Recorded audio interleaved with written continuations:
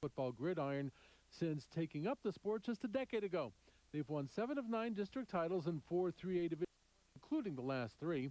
This week, Brock will look to virtually add another title to the trophy case when they host the 6th ranked and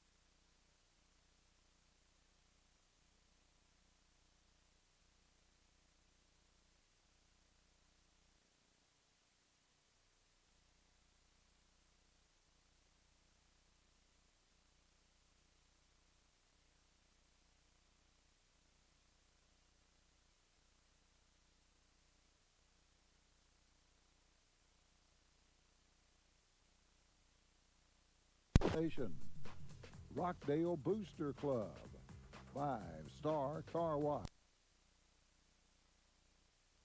and by the ranch. And now we take you to the Rockdale Country Ford broadcast booth and tonight's game with Jay Davis and A.J. Whiteside. And we welcome you to Tiger Field for the Rockdale Country Ford broadcast booth. Jay Davis, A.J. Whiteside with you. The Rockdale Tigers set to take on the Cameron Yeoman in the 69th Battle of the Bell.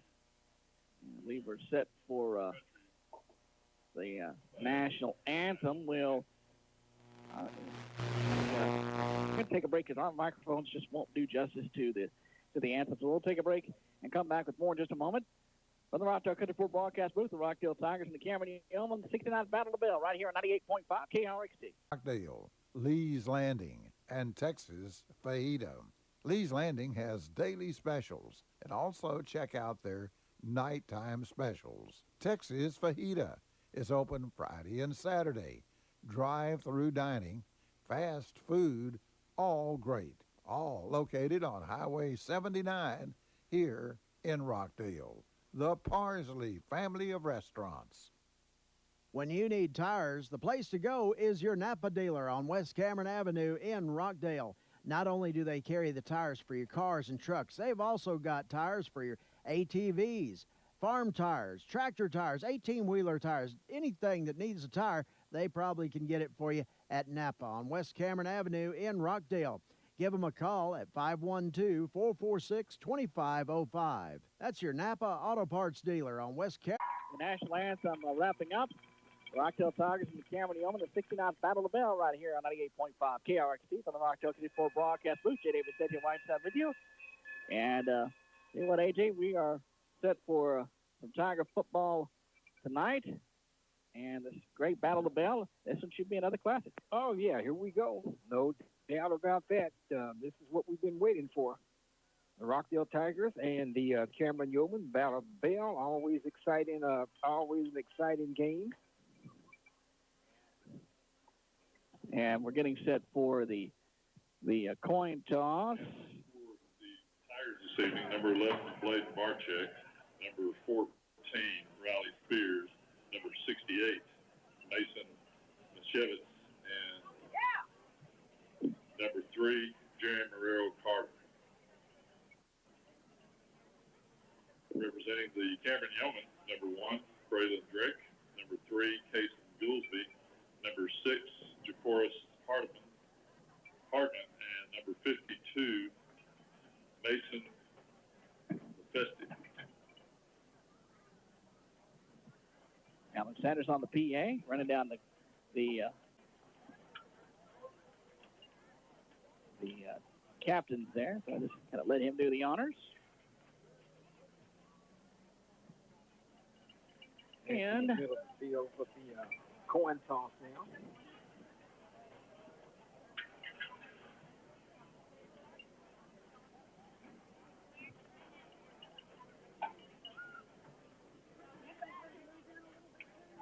Rockdale has won the toss. Defer to the second half. Rockdale's won the toss. We'll defer to the second half. And so we're about ready for football. And we also want to acknowledge and say hello to all the folks out at the Rockdale Fair, maybe tuning us in. Appreciate that. The Yeoman will be receiving the ball. They'll be working from left to right. See, as you look across your radio dial, most people have the digital readout now, or you may be catching us by streaming. So it'll be from your left to right, because it'll be from our left to right. Exactly. And just about ready to go here. The Yeoman and the Tigers getting ready to play the Battle of the Bell. So the Tigers, Daniel Rodriguez, will be handling the kickoff chores. Glad you could be with us. I'm really interested, you know, it was really interesting, we, as we indicated, there would be years where I mean, there'd be a span of 8 years between victories for Rockdale on the Battle of the Bell. Then when Jeff Miller came in, it was a coin flip. You had no idea, it was not, the nature of it was just different. Exactly. And now, it kind of pulled back a little bit to the way it was under Coach Jacob Campbell. Although he did a great job, he won the first one. But I'm really interested to see if Tiger head coach Hunter Hammer can kind of, just put it back in that where it's a jump ball again. It kind of, I mean, it really, it's hard to describe. It's just the nature of rivalry and the way it was and the way it changed under Miller. And I think the kickoff is going back to taken by the Yeoman, and it's fumble on the exchange. It's loose. Tigers pick it up on the return, taking it in for the Rockdale touchdown. Rockdale Tigers taking it in for the touchdown. What a way! Unbelievable. And I'm thinking that Stevens, number 10, I think, is who. I think you're right.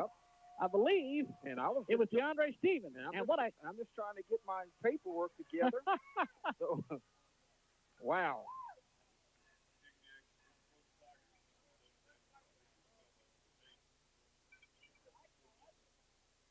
Let's see. The extra point to come. We'll verify. Kick is on the way, and the kick is good. Wow, what a turn of events. The opening kickoff, it's muffed and recovered by the Tigers for a touchdown. The Rockdale Tigers lead 7-0 with 11:52 to go in the first quarter. From the Rockdale Country Club broadcast booth, you listen to Rockdale Tiger football on KRXT. Stay with us. If it needs painting, it needs Matthew Burgess with Tiger Painting. Matthew can do it all. Interior, exterior painting, staining, varnishing, refinishing your cabinets, wood and metal fencing stained or painted, as well as custom painting. Matt also offers pressure washing. Call Tiger Painting at 512-963-2827. You can check out his work on his Facebook page at Tiger Painting Rockdale. For all of your painting needs, that's Tiger Painting. They have the eye for painting. Call them at 512-963-2827.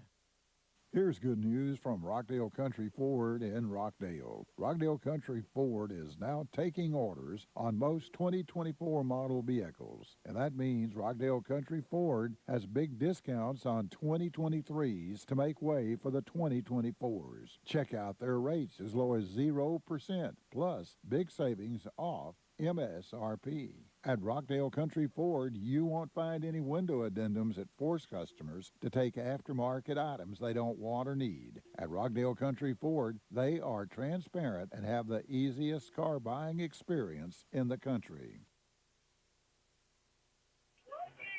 The Rockdale Tigers take an immediate lead on the fumble on the kickoff return. This kickoff return, it's reversed again. It's out of bounds.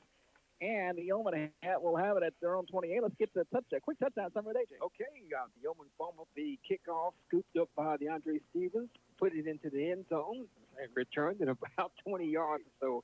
Daniel Rodriguez's kick was good. Rockdale quickly 7-0. And so, Rockdale leads 7-0, just underway, 11:47 to go. Boy, you talking about momentum and quick starts. That is exactly what the doctor ordered for the Rockdale Tigers. Needed that. 1st and 10 for the Yeoman from their own 28-yard line of the gun. Snap is back. Quick pass down the right. Flat complete.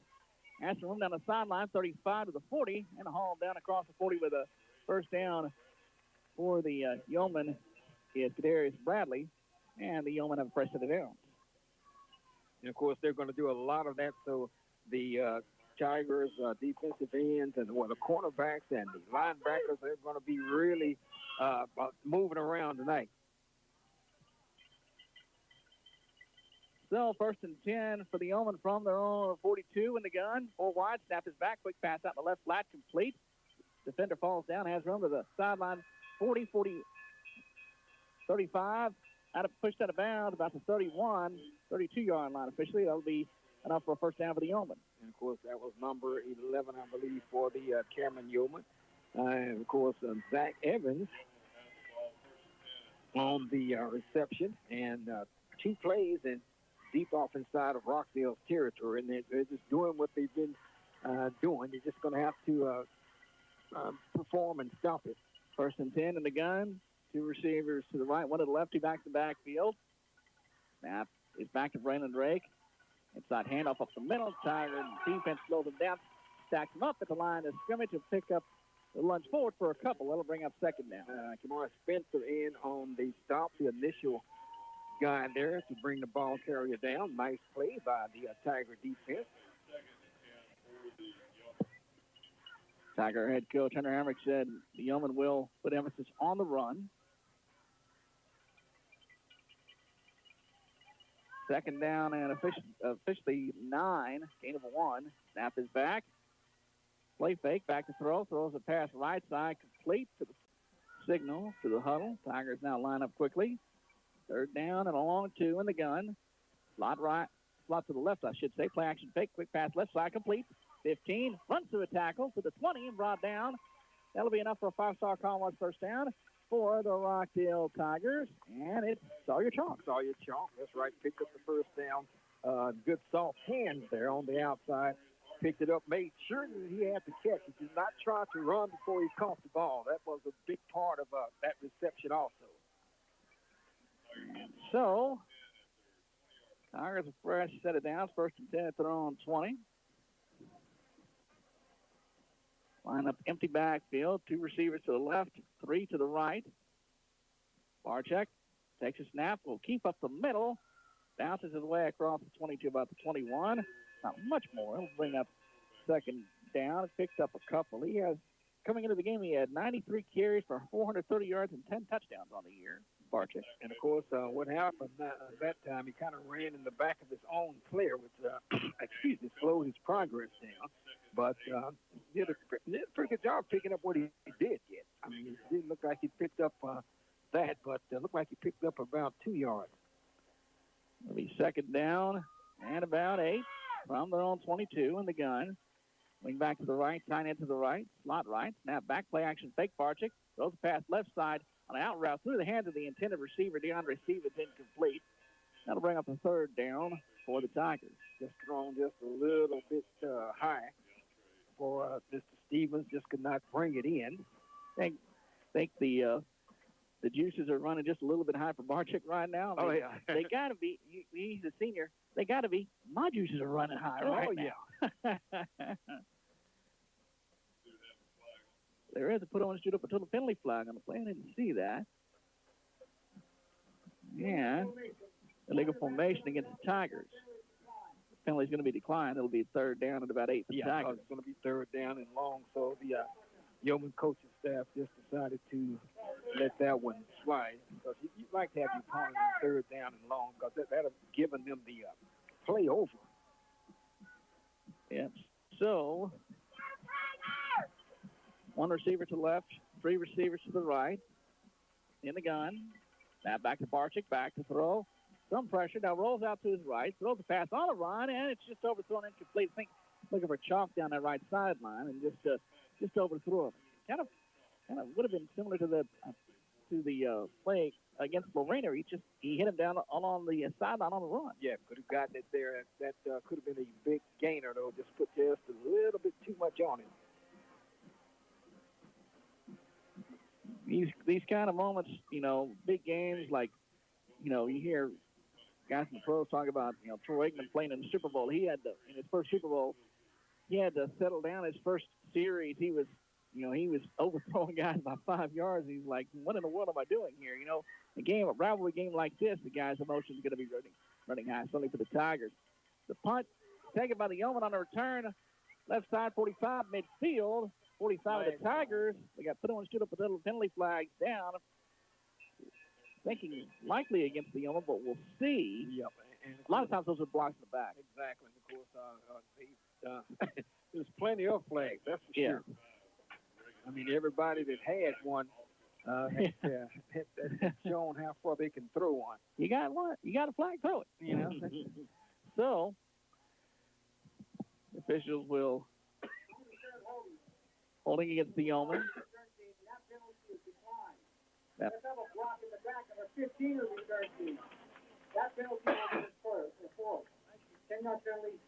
So block in the back is enforced. A holding penalty is declined. A block in the back is enforced. so the Yeoman will be moving back. I want to remind you, transportation for the KRXT broadcast crew for out-of-town games provided by Alpha One Chevrolet Buick in Rockdale will be open tomorrow from 9 a.m. to 1 p.m. Check it out.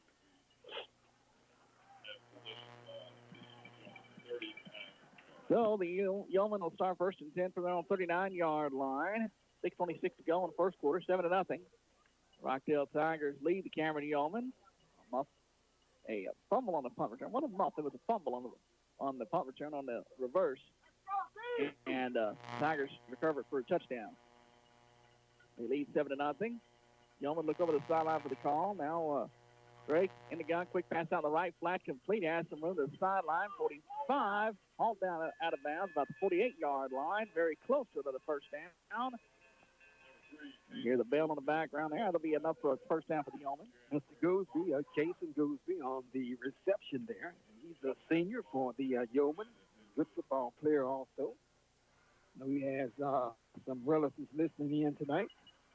Yeoman line up in the gun. In some tempo. First and 10 from midfield. Handoff over the left side. And Tigers chase him down and bring him down in the backfield. Kamar Spencer, once again, he and Kadarius Bradley are going to be well acquainted after this game, if they're not already. Yeah, and it looks like they kind of know each other on the reel there. Kamar helps him up and say, hey, let's not try that again. It's going to be all night. A little friendly talk there, I'm sure. So, the second down and about 11 in the gun. Slot receiver to the right, wing back to the right. Snap back to Drake. Quick pass right, flat, complete. Looking for receiver screen. He's brought down quickly. Spencer once again in there on the stop for the Tigers. He is just all over the field, and he is really just kind of sniffing out the ball and getting to where the ball is. Once again, two good plays in a row by Kamar. And like I say, you said it, Jay, just all over the field there. Third down for the Yeoman. Third down at about 8 from the Tiger 48 in the gun.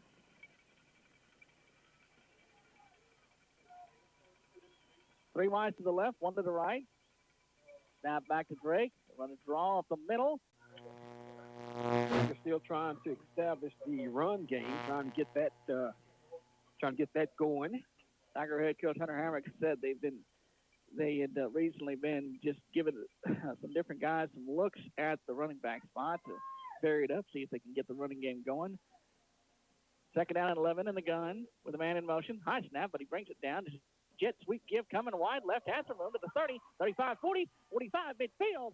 And dancing on the sideline, still going. No, he stepped out of bounds. He did step out of bounds. I thought so. Across the 45 and the 44. and Gary Marrero Carter, he's just beside himself. He thought he was going to cruise to the end zone, but he did step out of bounds on the near side. I am glad if I could paint this picture that he had stepped out of bounds, because I actually thought initially that he didn't.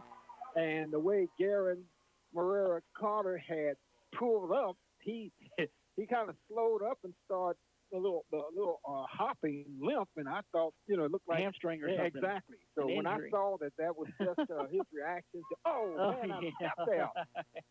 Yeah, it's that kind of oh my goodness kind of thing. Yeah. First and 10 for the Tigers at the 44 of the Yeoman in the gun. Fakes the end around. Barczyk on the keeper, coming left 40 to the 35 and hauled down at the 35-yard line. So we've got a yard shy of the first down. We'll bring up second down and about a yard. 3:02 to go in the first quarter. 7-0 the Rockdale Tigers with the lead over the Cameron Yeoman. Battle of the Bell. Keep an eye on that.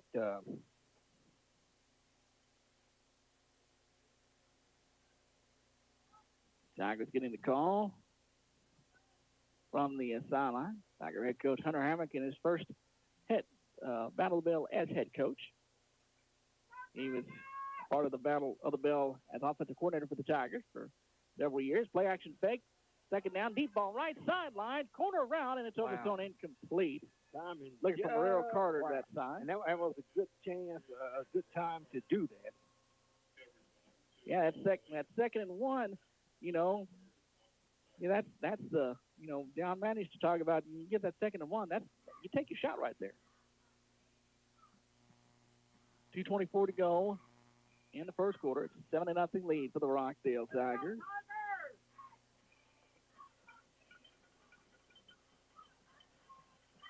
In the gun, slot right. Snap is back. Barczyk will keep over the right side. Bangs over the right side. And should have enough. Brought down with just enough for a first down to about the 33-yard line. A five-star call was first down for the Tigers. And that's what I was saying. I like the play that he'd overthrown. I like that play call because they knew that they had 2 downs to pick up just the yard to pick up for the first down. So the Tigers have a nice little drive going here. It started back at around the 30-yard line. I like just the sense of momentum they've got going right now. That looks real nice right now. First and 10 at the 33. High snap. Barczyk pulls it down, rolling out to his left, looking to throw. Drops back, now throws deep on the left side, and it just threw it out of bounds, incomplete. And nobody's there, and so he makes a wise decision, just throws it away. Yeah, had a lot of pressure in his face that time, and he's rolling to his non-dominant arm side. He's kind of rolling to the Tiger sideline where when he wanted to throw, he had to kind of twist his body to get a pass off. So that didn't look too promising from the beginning just because of the positioning of it's hard to roll to the left and throw when you're a right-handed quarterback. Yeah. Sure. That's what it was in that situation. Second and 10 in the gun from the right hash. Snap is back. Barczyk back to throw. Now will scramble to his left. Looking now, throws deep the left side. Has a man down there. The pass is incomplete. Oh, my goodness, I thought broken up incomplete. DeAndre Stevens could not quite finish the catch. I thought definitely thought he had it. I mean, it was there, and, of course, everything was perfect. The ball had to be thrown perfect because coverage was good on Stevens. I didn't get the number of the young man for Yoe that had the coverage, but wow. Yeah, the defender was right with him, so it was a perfect pass, and it had to be. And even so, I think DeAndre Bradley, was there, and you see him, and all of a sudden the ball was boom right there, and so the visual's hard to it's hard to get a good lock on it and then make the catch. So it's third down and 10 now. It's a 33 snap back, quick pass, screen pass out in the left flat, complete to Guillermo Carter. Has some room. 25, still going to the 20 and brought down. That'll be a five-star call on first down for Guillermo Carter. That was a nice run by Mr. Carter because he was in traffic. He just maneuvered himself through the traffic, and that's a nice pickup on a third down and long situation. I'm not a fan of having third down and longs, but every once in a while you could be successful with that down. But that was a nice play call there, and of course, good job executing that by the quarterback and particularly by Guillermo Carter. 1:26 to go in the first quarter. 7-0. The Tigers lead at the Battle of the Bell. In the gun, 2 backs to backfield. 2 receivers left. Snap back. Barczyk on the keeper up the middle. Trip then that goes down across the 20 to about the 19-yard line. Gain of about a yard. Bring up second down. And keep an eye on the high snaps. All of the Tigers snaps to Bladen has been high. I mean, it could be by a little bit by design. Also, I think it's also the juice is pumping a little bit, probably, too. 55 seconds to go in the first.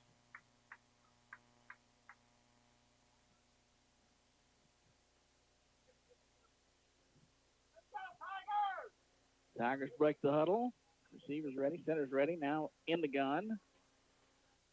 Slot right, wing back right. And a motion and a timeout is called. Tiger head coach Hunter Hamrick not happy with something on the line up there. We can get a look at some scores here on the timeout brought to you by Rockdale Tiger Booster Club. One good thing about looking at scores now, we don't have to worry about what Cameron and Rockdale is doing. We take care of that with one shot, though. I mean, as I get loaded here, we'll give you some. Well, this is rivalry night, certainly. Rockdale and Cameron Battle of the Bell. Thorndale and Thrall squaring off down the road. We have Milano. They are taking on Bremont. And of course, Bremont up by 2:15 to 13. Other action, we have Giddings trailing LaGrange. That score popped in The Lorena Leopards 14, the Franklin Lions 14, Little River Academy 14-12 over the McGregor Bulldogs. Thrall 14-8 over Thorndale. And that's a good big ball game there. Second down and 9 for the Tigers. In the gun. Wing back right. Slot right. Snap back. Barczyk. Play fake. Quick pass. Left side for Stevens. Caught. Touchdown. Wow, what a catch. That will be a 19-yard touchdown pass from Barczyk to Stevens. And the Rockdale Tigers on the board once again. What a catch by Stevens from Bladen Barczyk. Another beautifully thrown ball, if I could get that out. And 19 yards, Tigers increase their lead. Of course, going to have to continue to do that. And the Tigers, they've been a second-half team throughout the year. They've gotten off to a big start in the first quarter of this game. We've got put on the penalty flags on the extra point, so a lot of times that ends up being a false start. That is the case. 5-yard penalty. Down. And so they'll move back and 5 yards, and we'll kick it again. Daniel Rodriguez, I should say, will line up to kick. Over Soto to hold. He snapped Carson off. High snap, and the ball will get away. Tigers will just have to, it's picked up. Rodriguez on the run. He'll be hauled down back at about the 30, and so the extra point fails. With 27 seconds to go in the first quarter, Rockdale leads 13-0 over the Cameron Yoeman in the 6-9 Battle of the Bell. 27 seconds to go in the first quarter. You listen to Rockdale Tigers football on KRXT. Stay with us. If you're looking to build a new home, remodel your existing home, or just give your home or business a fresh coat of paint, Bland Construction would love to give you a quote. For over 41 years, Bland Construction has proudly served the Rockdale and surrounding areas and proudly supports the students, student athletes, and school staff of all surrounding districts. Give them a call at 512-446-2693 or visit their website, www.blandcc.com. Good luck, Tigers and Lady Tigers.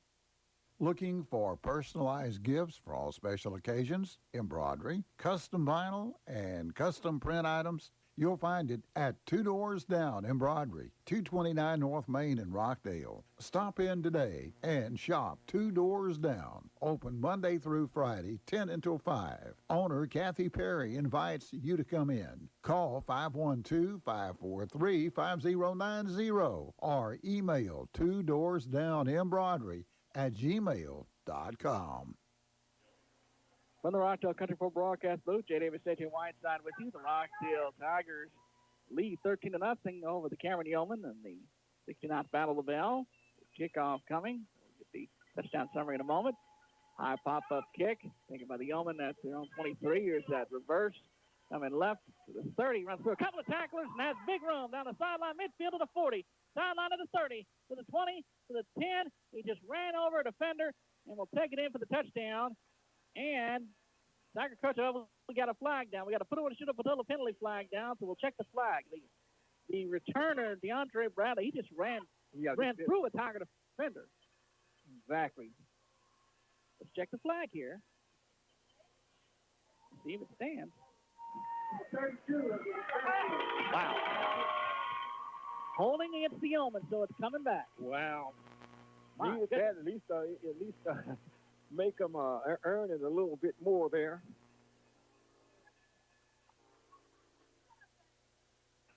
So,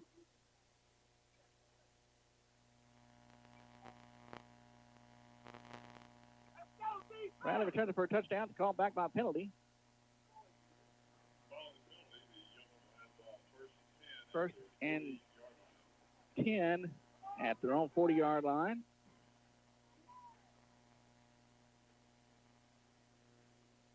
With 12 seconds to go in the first quarter.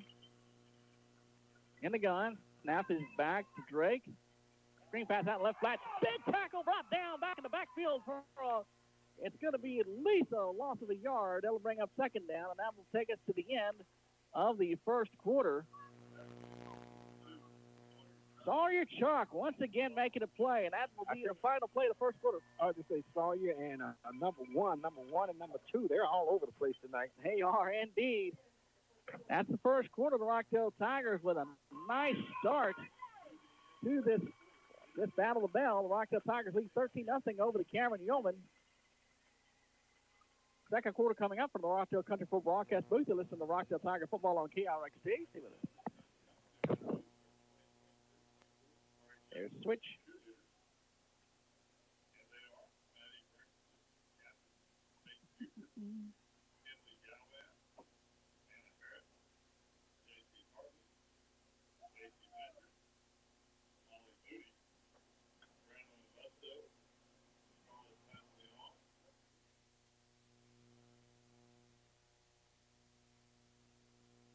It's selling season. How does it sound to be under contract on your home, land, or ranch in 12 days sound? Well, let us introduce you to the top 3% seller at Keller Williams, Catherine Rodham. Catherine uses current market analysis and will tell you like it is. Catherine Rodham doesn't just list your property, she sells it. Call Catherine Rodham with Keller Williams Realty or find her online at catsalestx.com. That's cat with a K. Start of the second quarter, a pass for the Tigers over.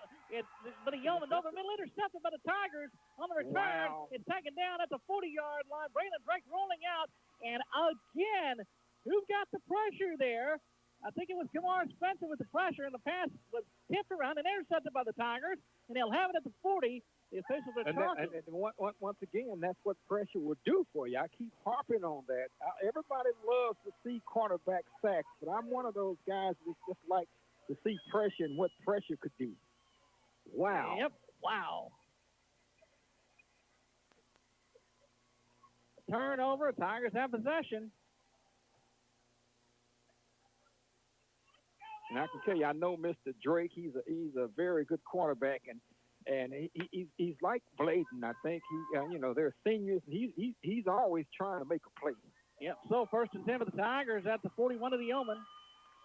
In the gun, snap is back. Barczyk back to throw, rolling to his right, running for everything he's got. Throwing the pass downfield for Chalk, and it's incomplete. That'll bring up second down. Wow. And of course, Tigers have the lead. It's 13 to nothing. But they want to put this ball into the end zone also. Pretty much given gift there in the Yeoman territory after the INT. Always want to take advantage of a turnover. The Tigers,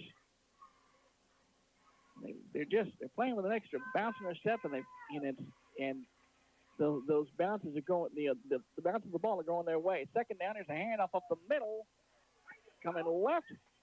35 and then brought down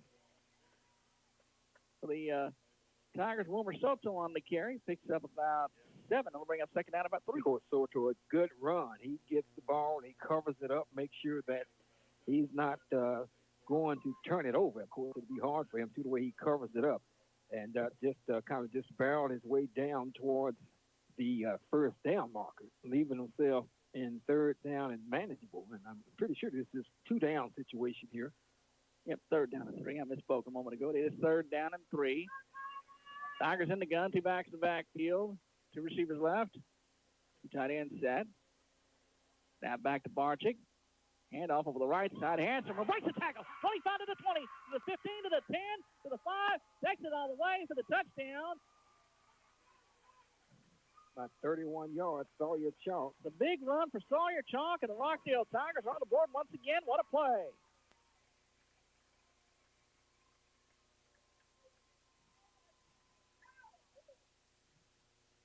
He made the handoff. He got through that first level defenders, and then, he had green, not the grass, but the green carpet in front of him. That's what it was. Wow. After the turnover, and, of course, that was just 4 plays there. The extra point is on the way and good. Time out on the field, 10:46 to go in the first quarter from the Rockdale Country Club broadcast booth. The Battle of the Bell, 2023. The Rockdale Tigers lead 20-0. You're listening to Rockdale Tiger football on KRXP. Stay with us.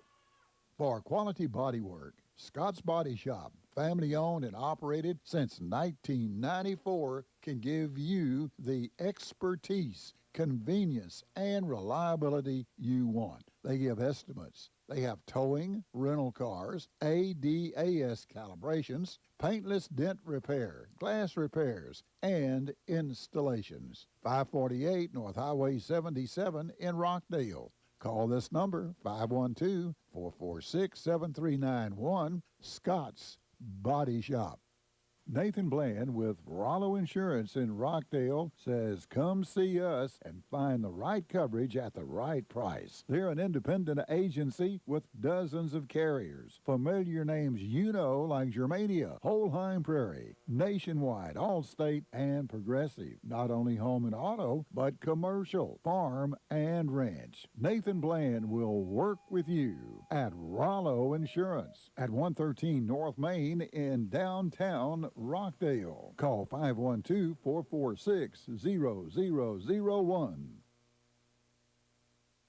For the Rockdale Country Club broadcast booth at Tiger Field in Rockdale, J. Davis set you Whiteside with you. Rockdale leads 20-0 over the Cameron Yoeman. 10:46 to go in the first half. A deep kickoff taken by the Yeoman. They run that reverse and a bump. The ball's on the ground again. Back at the goal line, and it's recovered by the Yeoman. Now here's a lookout for a big play coming left. 20, 25. Wow. And I heard the Tigers will bring it down across the 32-yard line. Wow, your heart jumps up in your throat about three different ways on that one. Exactly, because that looked like that could have been another nice gift for the Tigers. It could have been a nice gift for the Tigers, and then it almost turned up coast to coast for the Yeoman. Yeah, just all in a matter of seconds.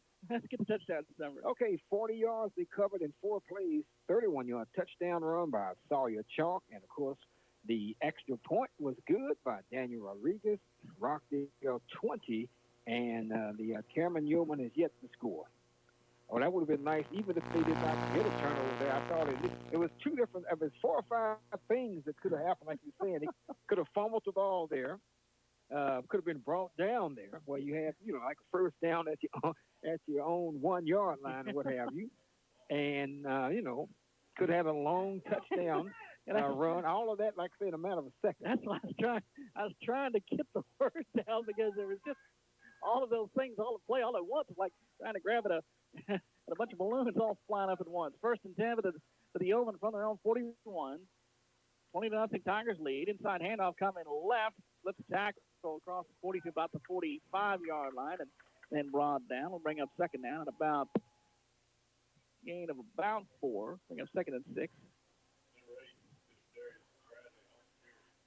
And of course, Bradley for the Yeoman kind of picked his way for about 4.5, almost 5 yards. And the yard marker's at 41 originally, so second down at about 6 in the gun. Snap is back. Drake back to throw. Quick pass out the left flat. And the Tigers, he breaks a couple of tackles. Then he's hauled down across 45, about the 48-yard line. Going to be very close to first down. A couple of Tiger defenders had him. Would have been for maybe no gain or a short loss. Would have been a short. But he slipped a couple of tackles. Would have been a short loss. You got to brush up on the tackling there. You got to have got to wrap them up. Because you might need that later on. So let's stiffen up on the tackling. 3rd down. Yep, here's 3rd and 1 for the Yeoman. 3rd down and actually about 2, I should say. And they're on 49 in the gun. Slot receiver to the right, wing back right. Handoff coming right. Cuts upfield. Has a first down 45. Brought down about the 41-yard line. That'll be enough for a first down for the Yeoman. Nice 9:44 to go in the first quarter. 20-0. Tigers lead. Nice carry by Bradley. Just put his head down, picked up the first down. Only needed 2 yards, and he got about looks like 7 or 8, picking up the first down for the Yo. Yeoman 1st and 10 at the 40-yard line in the gun. From just inside the right hash. Snap back. Drake will throw. Pass right side. Complete. Across the 35 down to about the yard line and brought Deontay Bradley goes there right away. He'll bring up second down at about 3.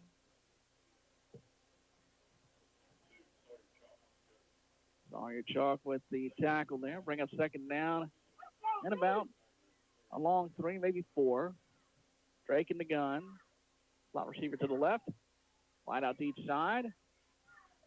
On count, Drake back to throw. Quick pass right side again. Complete and then tackled right away. Right at the, about a yard, yard short of the yardage needed. Good coverage there. DeAndre Stevens made the tackle. Bring up third down at about a yard. Third down at less than a yard. 8:44 to go in the third. Yoeman with the third down. And very short to go. Need to reach just shy of the 30-yard line. In the gun. Slot left. Snap back. Handoff coming left. Tiger defense stacks him up. He's going to be dropped down. Looks like short for the first down. Going to be marked at the 31. Not only that, loss of yards, a yard or two. The ball marker should move back a little bit, but I guess they did not. Chad David leading the way on the stop, and they'll bring up fourth down at about a full yard now for the Yoeman. Not So quite a full yard. It didn't look like he lost a whole lot. It looked more definitive on the actual play. Yeah. And that was just a good defensive play. Tigers can dial up something here. That would be huge. Fourth, 20-0 lead. Fourth, about a half yard in the gun from the 31. Slot receiver left. Yoeman look over. Tigers want a timeout.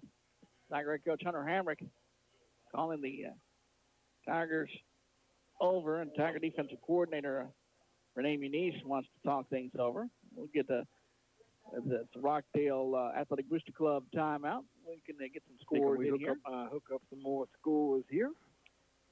Okay, the Milano Eagles trailing Bremont 22-13. And we had a Thrall score. It's Thrall 21-14 over Thorndale. Lexington, okay, it's jumping around on me. Lexington still looking for a score against Chilton. And that's at 0-0. And Caldwell trails 21-7 over the Cuero Gobblers. And of course, Taylor Ducks trailed 3-7 over Marble Falls. Rosebud Lot is behind by 5 to Valley Mills. So it'll be fourth down and short. Fourth and about a half yard at the 31 in the gun. Wing back to the right. Slot left to the right hash. Snap back. Drake. Play fake. Rolling out to his left under pressure. Throws the pass left side. Complete. 25 out of bounds. Take it down. That'll be enough for a first down for the Yoeman. Jason Goolsby makes the catch for the Yoeman. Tigers had a lot of pressure coming, though. I thought that was going to be a good positive for the Tigers there. But still have an opportunity to keep the Yoe squad out of the end zone. This drive started at the 41-yard line. First and 10 at the 25-yard line. Snap back to Drake. Back to throw. Rolling to his left. Tigers trying to keep him contained. He throws deep for the end zone. The pass is caught for a touchdown. Wide open. 25-yard touchdown pass. Deontay Bradley makes the catch.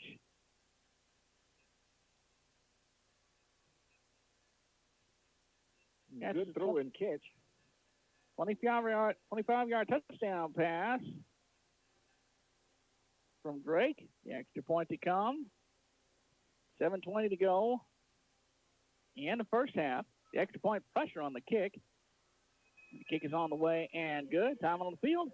7:20 to go in the first half. The Rockdale Tigers lead the Cameron Yoeman 20-7 for the Rockdale Country Bowl broadcast booth. You're listening to Rockdale Tiger football on KRXT.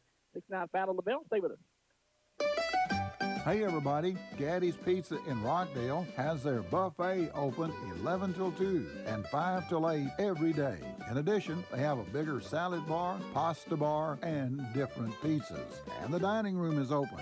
The drive-thru is always open.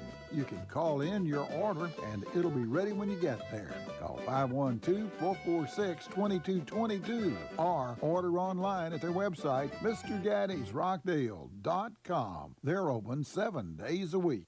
Gaddy's Fall is just around the corner. Be ready with your central air conditioning unit and get that fall checkup with climate control in Rockdale. Climate control, AC, and heating at 1244 West Highway 79, just east of the intermediate school. Give them a call at 512-446-4020. Climate Control has sales, service, installation, and duct cleaning. Quality units by name brands at Climate Control. Check with Climate Control for residential and commercial sales and service. Rockdale Country Ford broadcast booth. The Rockdale Tigers lead the Cameron Yoeman 20-7 with 7:20 to go in the first half. Yoeman kicking off. Tigers return it from their own 10 as a handoff reverse coming back to the left. Cameron Carter across the 15 to about the 18-yard line. And we stopped there, and the Tigers set up shop there first and 10. Let's get the touchdown summary. Okay, that was a 59-yard drive by the Cameron Yoeman in 9 plays. Ended up in a 25-yard touchdown pass to DeAndre Bradley from quarterback Brandon Drake. And the point after touchdown was good. Yoeman on the board. It's Rockdale 20 and the Cameron Yoeman 7. 20-7 is the score here at Tiger Field. And so, Tigers will try to regain some of the momentum on offense here. 7:09 to go in the first half. What you want to do here is just move the football. You really don't necessarily have to score. You want to, but you don't want to just go out in 3. You don't want to have a 3 and out right away. First and 10 here's a jet sweep give coming left. Cameron Carter is in trouble and pushed out of bounds to lose a couple yards and bring up second down. And once again, running that to the near side, the narrow side over there from the hash mark. And as I said so many times before this year, you probably heard me say that sideline, you don't have a lot of real estate to work with over there. Sideline's extra defender. Exactly. In that case, and kind of lost the yards there. It's like lost a couple. A yard and a half will bring up second down and a long 11. 7:04 to go in the first half. That's out of bounds there. The clock is stopped in the gun. Snap it back. Barczyk on the keeper. Coming right. Gets it back up the middle. Across the 20 to about the 21-yard line. There's just a takedown. Goodness. On the receiver and defensive back there. That'll bring up a third down and about 7 for the Tigers. And this is where you just have to be careful. Like I say, it's not, it's not a desperate situation, but you just don't want to turn the ball down over here. Whatever your play call is here, you just want to run it with caution. Yeah, you don't want to throw a dangerous pass over the middle right here. 6:24 to go in the first half. Third down and about a short 8.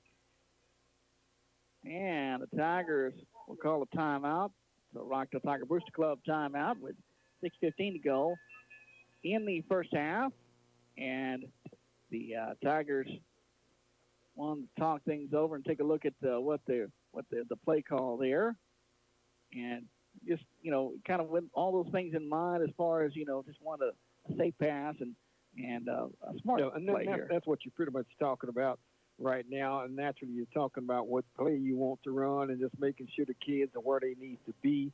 In other words, execution is a big deal here. So, again, this Battle Bell week and Rockdale Fair Week. We know we got some folks tuned in out at the fair. We appreciate that. Good evening, City Whiteside with you from the Rockdale Country Ford broadcast booth. Barczyk in the gun on third down and about 8. Snap is back. Play fake. Pressure. Throws the pass. Left side and too high and incomplete. Sideline looking for Gary Marrero Carter. That'll bring up a fourth down, and the Tigers will have to punt it away. And that was a play where his guy's going to get it or nobody's going to get it. Yeah, exactly. And, of course, I thought he was open there for a split second, but he had to pretty much just put some air under that and get it out of his hands. And there was some pressure there. Fourth down.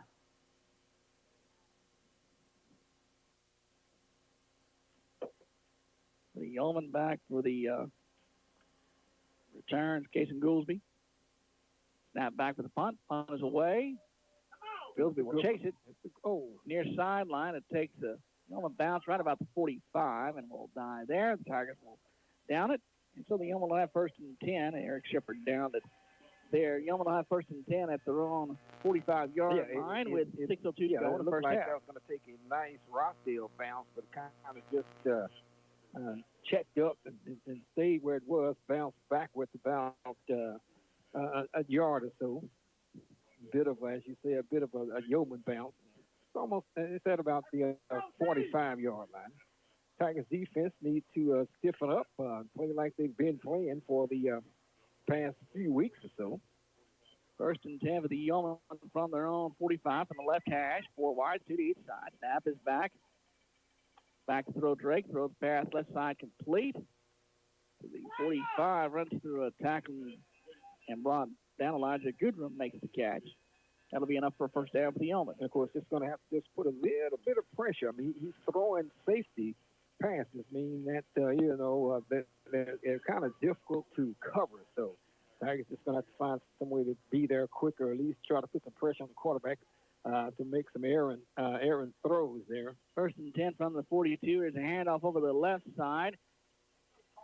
Trying to slip through across the 40 down to about the 37-yard line.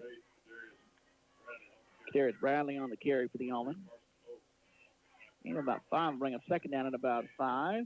5.5 minutes to go in the first half. Of course, the Tigers leading this ball game, Battle of the Bell 20-7, but the Yeoman have the ball, driving. In the gun, 3 receivers right, 1 to the left, snap back, quick pass out the right, flat complete, and the Tigers wrap him up and bring him down for a loss.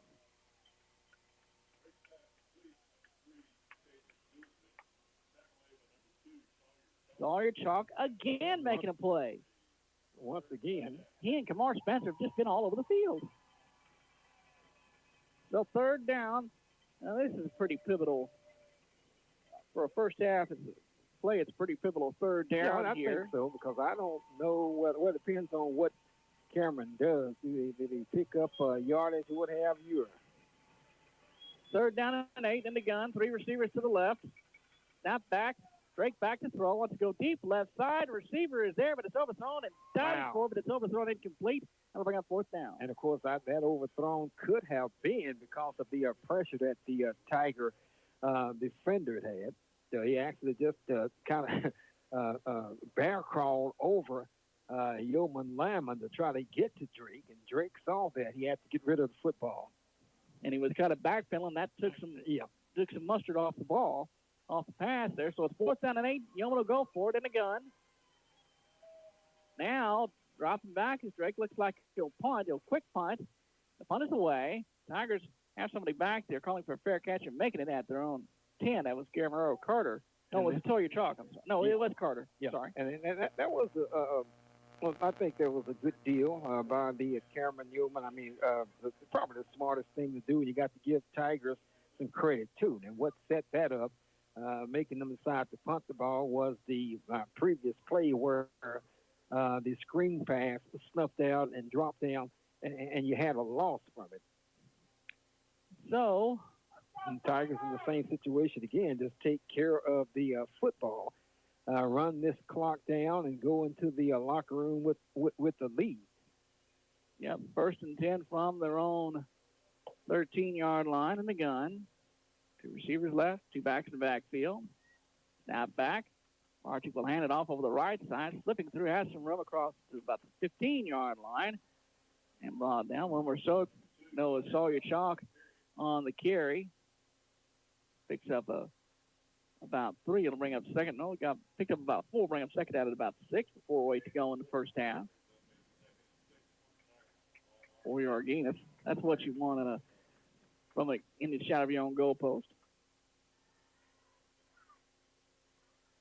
Tigers trying to be kind of judicious about the clock here. Yeah, you have to. I like the approach that they are taking here.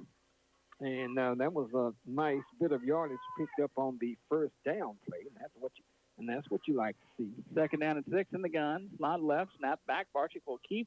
Has room over the right side across the 20 out to about the 24-yard line. That'll be enough for five-star Colorado first down for the Tigers. And they'll have a fresh set of downs.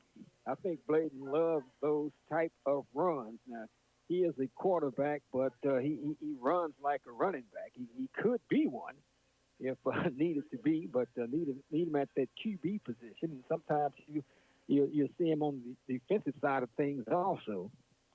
Yeah, he has 93 carries for 430 yards and 10 touchdowns on the season coming into tonight. First and 10, Tigers from their own 24-yard line in the gun. Two backs in the backfield, two receivers left. Snap is back. And off over the right side. Sliding through. You saw your chalk across the 25 to about the 26, 27-yard line. Gain of a couple. Bring up second down at about 8. 2:58 to go in the first half. 20-7 Tigers lead.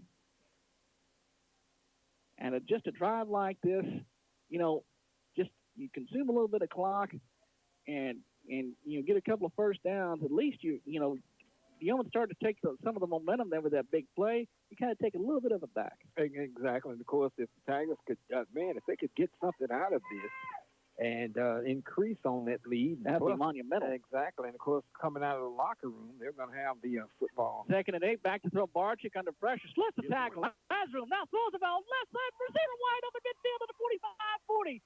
Sideline to the 30, got it back to the 20, has room to the 15, hauled down at the 10-yard line. That'll be enough for a five-star Colorado first down. The Tigers in the Ranch red zone. What a huge play. Yes, indeed. And, of course, credit Bladen Barczyk for that because he was actually caught dead to right. And that was Carter, right? Bladen was actually caught in the backfield. He kind of did that shoulder dip that he does and got out of it. And that was Stevens on the I'm sorry. Eric Shepard on the catch. He put a note. And he was all alone. First and go for the Tigers. No, first and 10 at about the 11. Here's a keeper coming right. Has room to the 10. Barczyk to the 5. Wow. To the goal line. He's pushed out of bounds. That's a 1-yard line. That's a 1-yard line. And that should be enough. That was first and 10 at the 11. That would be enough for a five-star Colorado first down. Tigers just need to be able to push this ball. You got to score a touchdown off of this. I mean, it's nothing else you need to do. You can't leave those 4 points on the first and goal at the 1. Yeah, you can't leave. You can't do it points. Texas and not come up with a touchdown. Oh no, Texas, Oklahoma. I saw that one. All right. That was ugly. So first and goal at the 1. Tigers in the gun. Two tight ends. Two receivers left. Barczyk takes a snap. He will keep. Comment right. Trying to get around the end. Reaching for the goal line. Touchdown. Wow. Touchdown. Wow. 1-yard touchdown run for quarterback Bladen Barczyk, and the Tigers are on the board once again. You could just ill afford to not gotten this ball into the end zone. A lot of times you say, well, any points to be good, but in that situation, you had to. I mean, after the great long throw. The extra point to come. Daniel Rodriguez. 1:55 to go in the first half.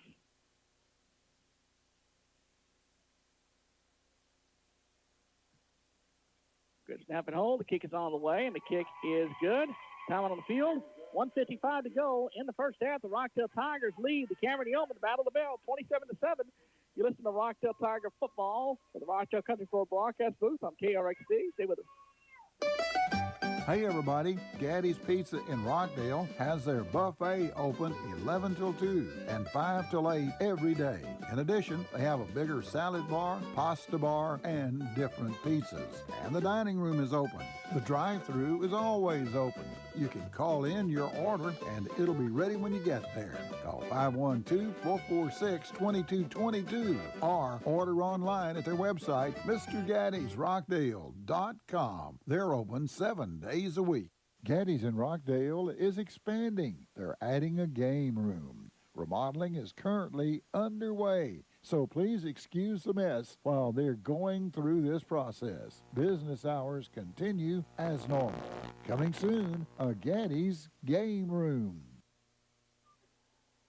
From the Rockdale Country Football broadcast booth at Tiger Field here in Rockdale, David Station Whiteside with you. The Rockdale Tigers 27-7 over the Cameron Yoeman.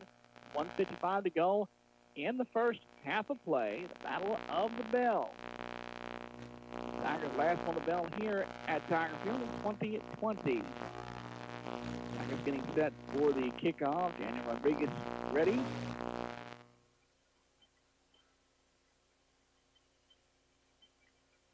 For the kick will be taken by the Yeoman by Jaquarius Hardiman.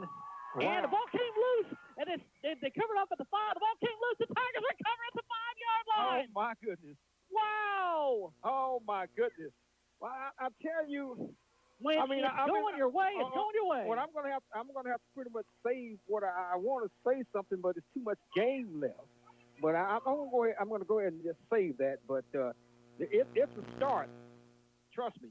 Okay, let's get to the other touchdown summary. And, of course, that was an 87-yard drive in 7 plays for the Rockdale Tigers. 1-yard touchdown run by Bladen Barczyk. Kick good. 27-7 is the score. How many yards is that? It was 87. That drive 87 yards. That drive started at the 13-yard line. 87 yards and In seven plays? 7 plays. Wow. I might have missed one, but I think it was 7. I think you're right. Tigers first and goal here at the 5. Wow. 1:49 to go first half. Snap back. Barczyk will keep coming right. Has run to the 5. Back into the goal line. We got to put it on his put the penalty flag down. He's in for the touchdown. It's a flag stand. It's a play stand. Let's see. Let's see what's going to happen here.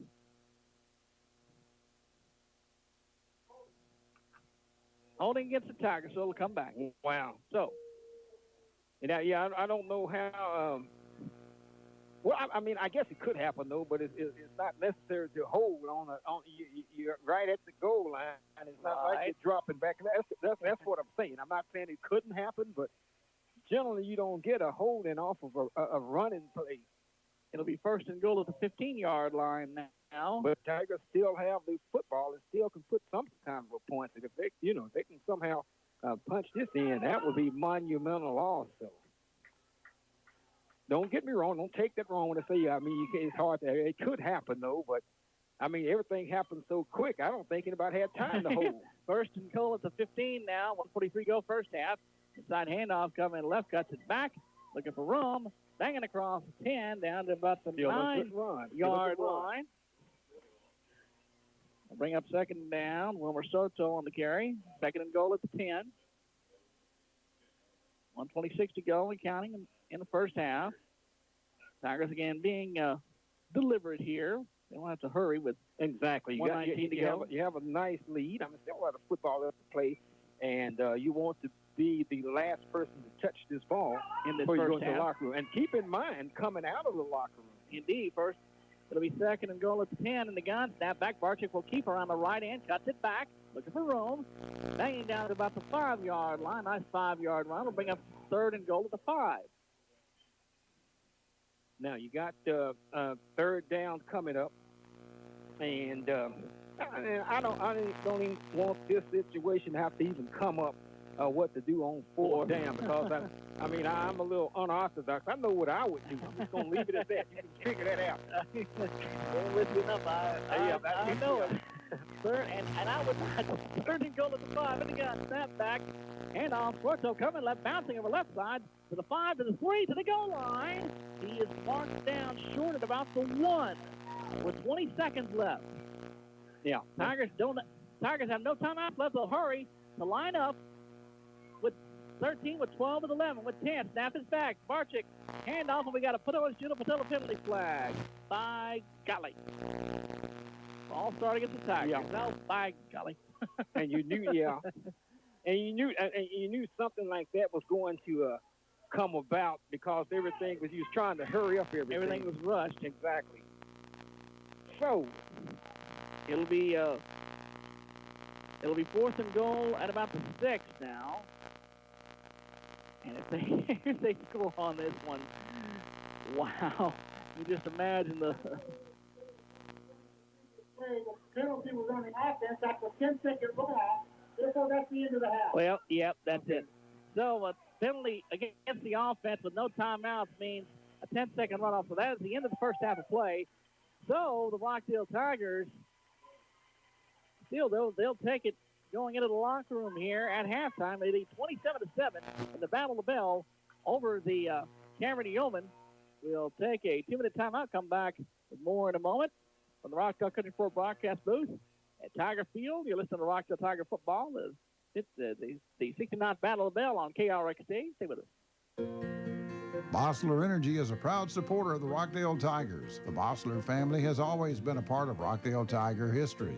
Their 3 children participated in Tiger and Lady Tiger sports, and Miller and Kathy are longtime supporters. Bossler Energy delivers the best solution for their customers' needs in the oil and gas industry. Just like the Rockdale Tigers, Bossler Energy is committed to high performance standards and family. There's nothing like the feeling of having money in the bank. It's knowing that you're making some progress, a feeling of security. Well, it feels just as good to a 5-year-old as it does to us, probably even better. That's why we offer children's savings accounts. Saving is a discipline. When you start it early, it can become a lifelong benefit. Teach your kids the facts of money. Open a children's savings account today. Citizens National Bank, member FDIC. Community people you know. Perry & Perry Builders has been specializing in commercial, structural, and miscellaneous steel since 1972, and they've completed projects in Alabama, Georgia, Nevada, Louisiana, Wyoming, and all over the state of Texas. They're based out of downtown Rockdale, and they'd like to take a moment to encourage our young men and women of the Central Texas area, and they're proud to support the Rockdale Tigers and help bring you tonight's game right here on KRXT.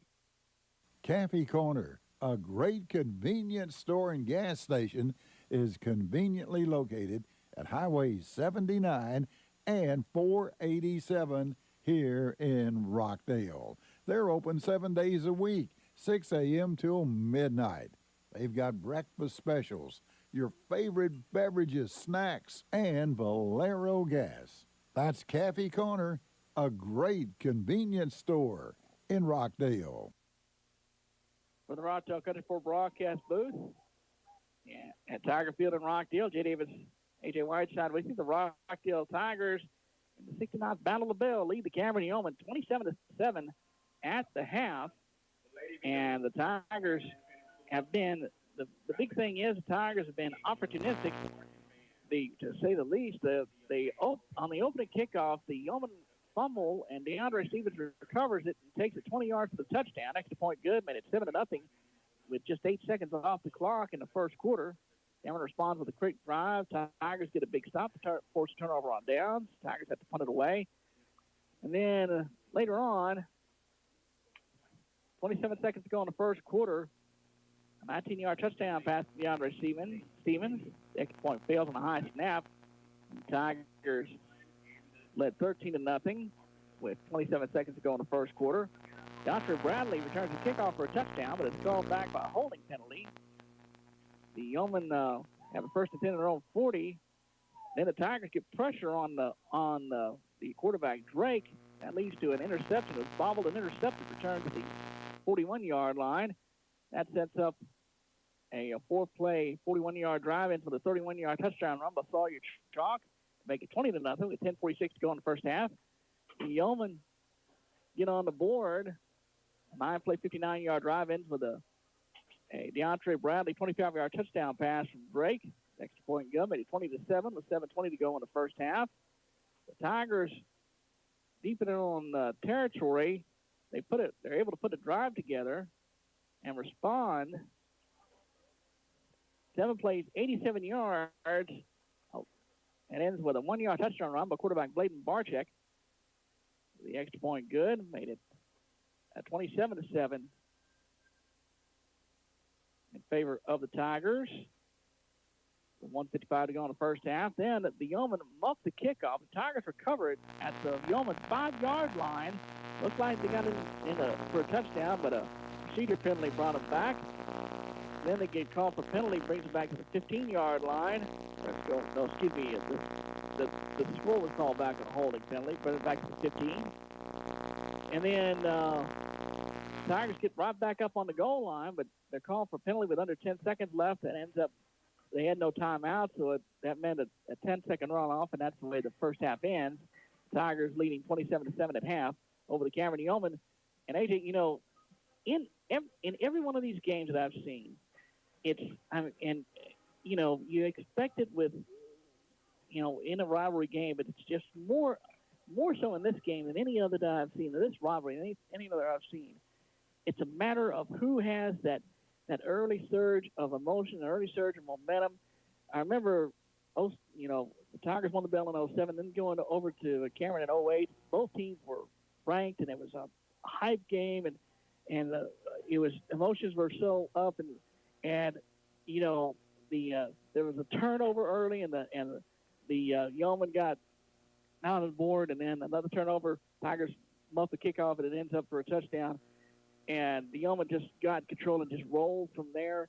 And it, you know, this game especially, and you know, the next year, you know, now the Tigers go with the Hail Mary at the end of the half, and you know, whoever gets that control of that early surge of emotion, gets that early momentum, really has a huge advantage.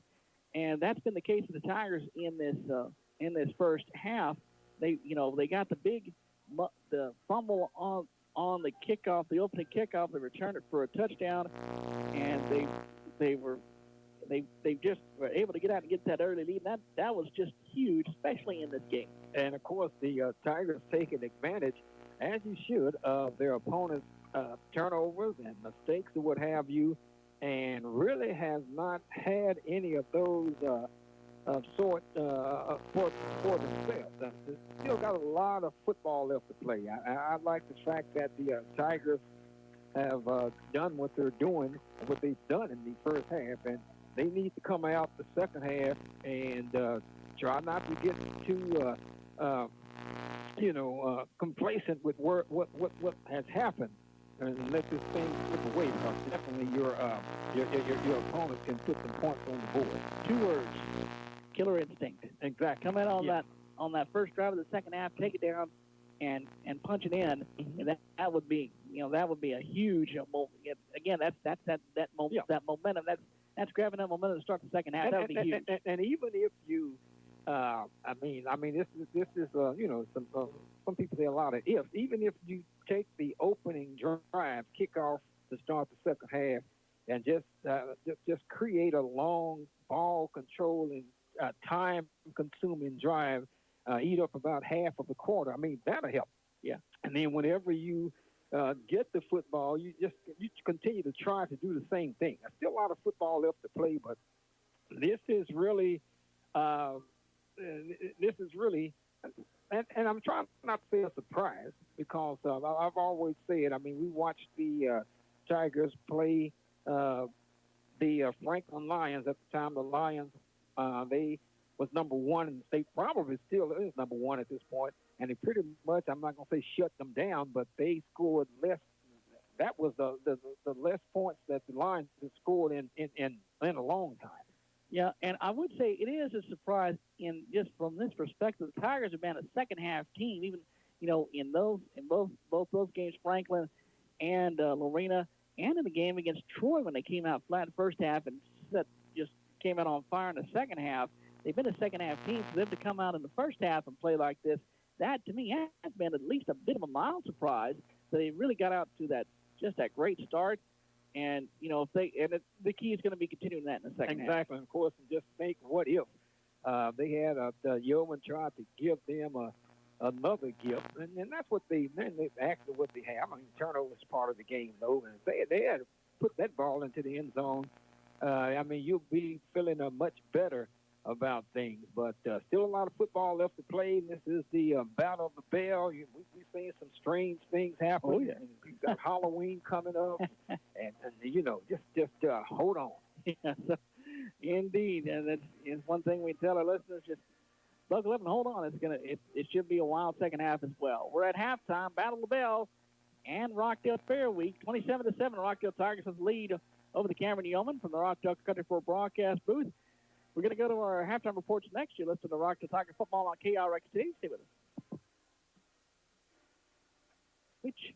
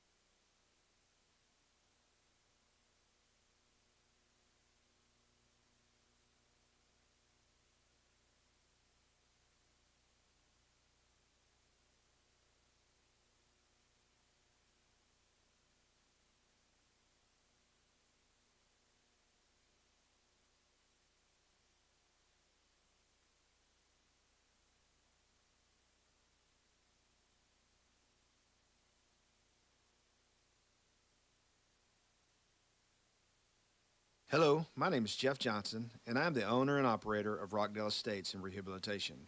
We are your local skilled nursing facility located on Highway 79 on the west side of Rockdale. We want to be your choice for your family and loved one in your time of need. We offer short and long stay options to help you recover from the stroke, illness, or injury that has you down. We accept Medicaid, Medicare, private insurance, and private pay options to assist you. We have a brand new building with large rooms and a state-of-the-art therapy department that is up for your challenge. Come by and visit with us or give us a call at 512-446-2548 and ask to speak with me or Susan McKenzie, our admissions director. We'll be happy to assist you. Pruitt Insurance, located at the Texas Star Plaza in Rockdale, is your trusted choice, independent insurance agent. When you deal with Pruitt Insurance, you can be sure your insurance best fits your needs. Sometimes it makes sense to place all your coverage with one company, while at other times it makes sense to place your coverage with different companies. Being an independent agent means Pruitt can shop for the best price and the best coverage for you. Give them a call today, 512-446-9600. Rockdale Welding Supply at 2004 West Cameron Avenue has everything that the professional as well as novice welder needs. And they're your only local supplier of medical oxygen, which you can pick up 6 days a week. They're open Monday through Fridays from 8 to 5 and Saturdays from 8 to noon. So you don't have to travel out of town for your medical oxygen. It's right here in Rockdale at Rockdale Welding Supply. Come by and see Randy or Scott at Rockdale Welding Supply. Give them a call at 512-446-2810 or stop by and see them at 2004 West Cameron Avenue in Rockdale. Now available at Rockdale Federal Credit Union in Rockdale and Thorndale, Zelle, fast, safe, and easy way to send and receive money with friends, family, and others you trust. Look for Zelle in your Rockdale Federal Credit Union banking app and get started today. Mortgages start at Rockdale Federal Credit Union. Let Rockdale Federal Credit Union help you find the perfect loan for your home. Make Rockdale Federal Credit Union your financial choice. Member NCUA. This is the KRXT Halftime Show. I'm Jay Davis. The Rockdale Tigers are in action tonight as they renew their rivalry with the Cameron Yeoman in the 69th Battle of the Bell. The Tigers are competing for a postseason spot in District 11 3A Division I. Coming down the stretch of the regular season, Franklin and Lorena are setting the pace in the district. The Tigers have already played both of the top two teams in the district, while the Yeomen still have Franklin ahead on the schedule next week. Rockdale Tiger head coach Hunter Hamrick says the Tigers are in the key part of the schedule where they can put themselves in a good spot. You know, we're in a situation we really need. I mean, of course, you need all three, but you really need two of the next three. You know, so you're just kind of looking forward there. There's no more time, I guess the best way to put it, no more opportunities in front of you. Just kind of going, hey, we don't want to put our backs against the wall too much. It's the times now to really bear in there and start getting wins. More of the halftime show coming up on KRXT. Stay with us. Julio's Mexican Restaurant, 1533 West Cameron in Rockdale, is a family restaurant serving up the best in Tex-Mex in the Central Texas area. Great appetizers, mouth-watering fajitas, enchiladas, combination platters, Mexican platters, and family favorites. Great service, too, at Julio's. Over 130 menu items at 2 locations in Hutto and Rockdale. Rockdale, 1533 West Cameron, and in Hutto at 560 Highway 79. Winnie L. Nursing and Rehabilitation in Cameron at 2104 North Carnes offers skilled nursing care and rehabilitation services. They offer short-term care, long-term care, physical therapy, hospice care, and respite care, accepting Medicaid, Medicare, and private pay. Call 254-697-4985 or go to their website, www.winnielnursing.com. Midway Grocery is a proud supporter of Rockdale Tigers sports, boys and girls. Jim and Shelley Eanes stand ready to serve you. They're open at 446 Murray in Rockdale with grocery products, candy, chips, and your favorite beverages. You can also find your favorite newspaper at Midway Grocery, 446 Murray, proudly supporting all Rockdale high school sports. Judith Matula doesn't just work hard, she also works smart. Judith Matula of Put Owens Judith Matula Realty participates in Texas Online, which specializes in rural real estate and the Austin Municipal Listing Service. So if you want to buy or sell, Judith has the resources to make things happen. And Judith is a member of the National Association of Realtors and the Texas Association of Realtors and adheres to their codes of ethics. Call Put Owens Judith Matula Realty today at 512-446-4243. The halftime show continues on KRXT. The Lexington Eagles are 5-2 on the season and are undefeated at 2-0 in district play. The Eagles on the road face Clifton tonight. Then they return home to renew their longtime rivalry with Rogers. Then the Eagles conclude the regular season on November 3rd as they travel to Buffalo. The Eagles have scored over 40 points in each of their first 2 district games. Lexington went undefeated in the regular season a year ago before an upset loss in their playoff opener to Wallace Brazos. The Eagles are seeking a lengthy postseason run in 2023. Lexington Eagle head coach Kirk Mole says the Eagles have their sights set first on the postseason and then even higher. Our goal is to get in the playoffs, so if we can get a win this week, we can assure a playoff spot. And then if we can take care of business the last 2 weeks, then, our next goal is to be district champions. And then, after that, then it's just how many times, can you suit up to play? How many Fridays can you play in the rest of the season? Well, the halftime show coming up on KRXT. Stay with us.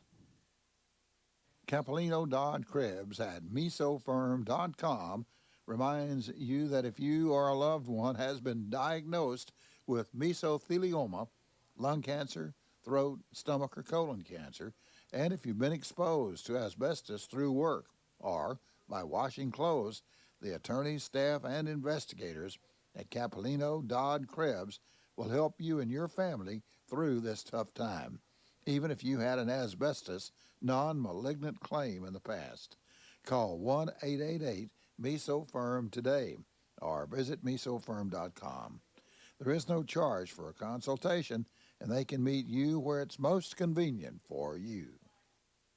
Alpha One Chevrolet wants to be your automotive dealer for life. They offer great prices, selection, and back it up with an awesome service department. But Alpha One Chevrolet takes it a step further. Alpha One Chevrolet will earn your business and keep it for life by taking care of you, by being honest, fair, and transparent, always. So don't miss the opportunity to make buying an enjoyable experience again. Alpha One Chevrolet, where a handshake still means something. Come experience the ease and old-fashioned way to buy a vehicle. Come to Alpha One Chevrolet at 476 West Cameron Avenue in Rockdale today. Find new roads at Alpha One Chevrolet in Rockdale.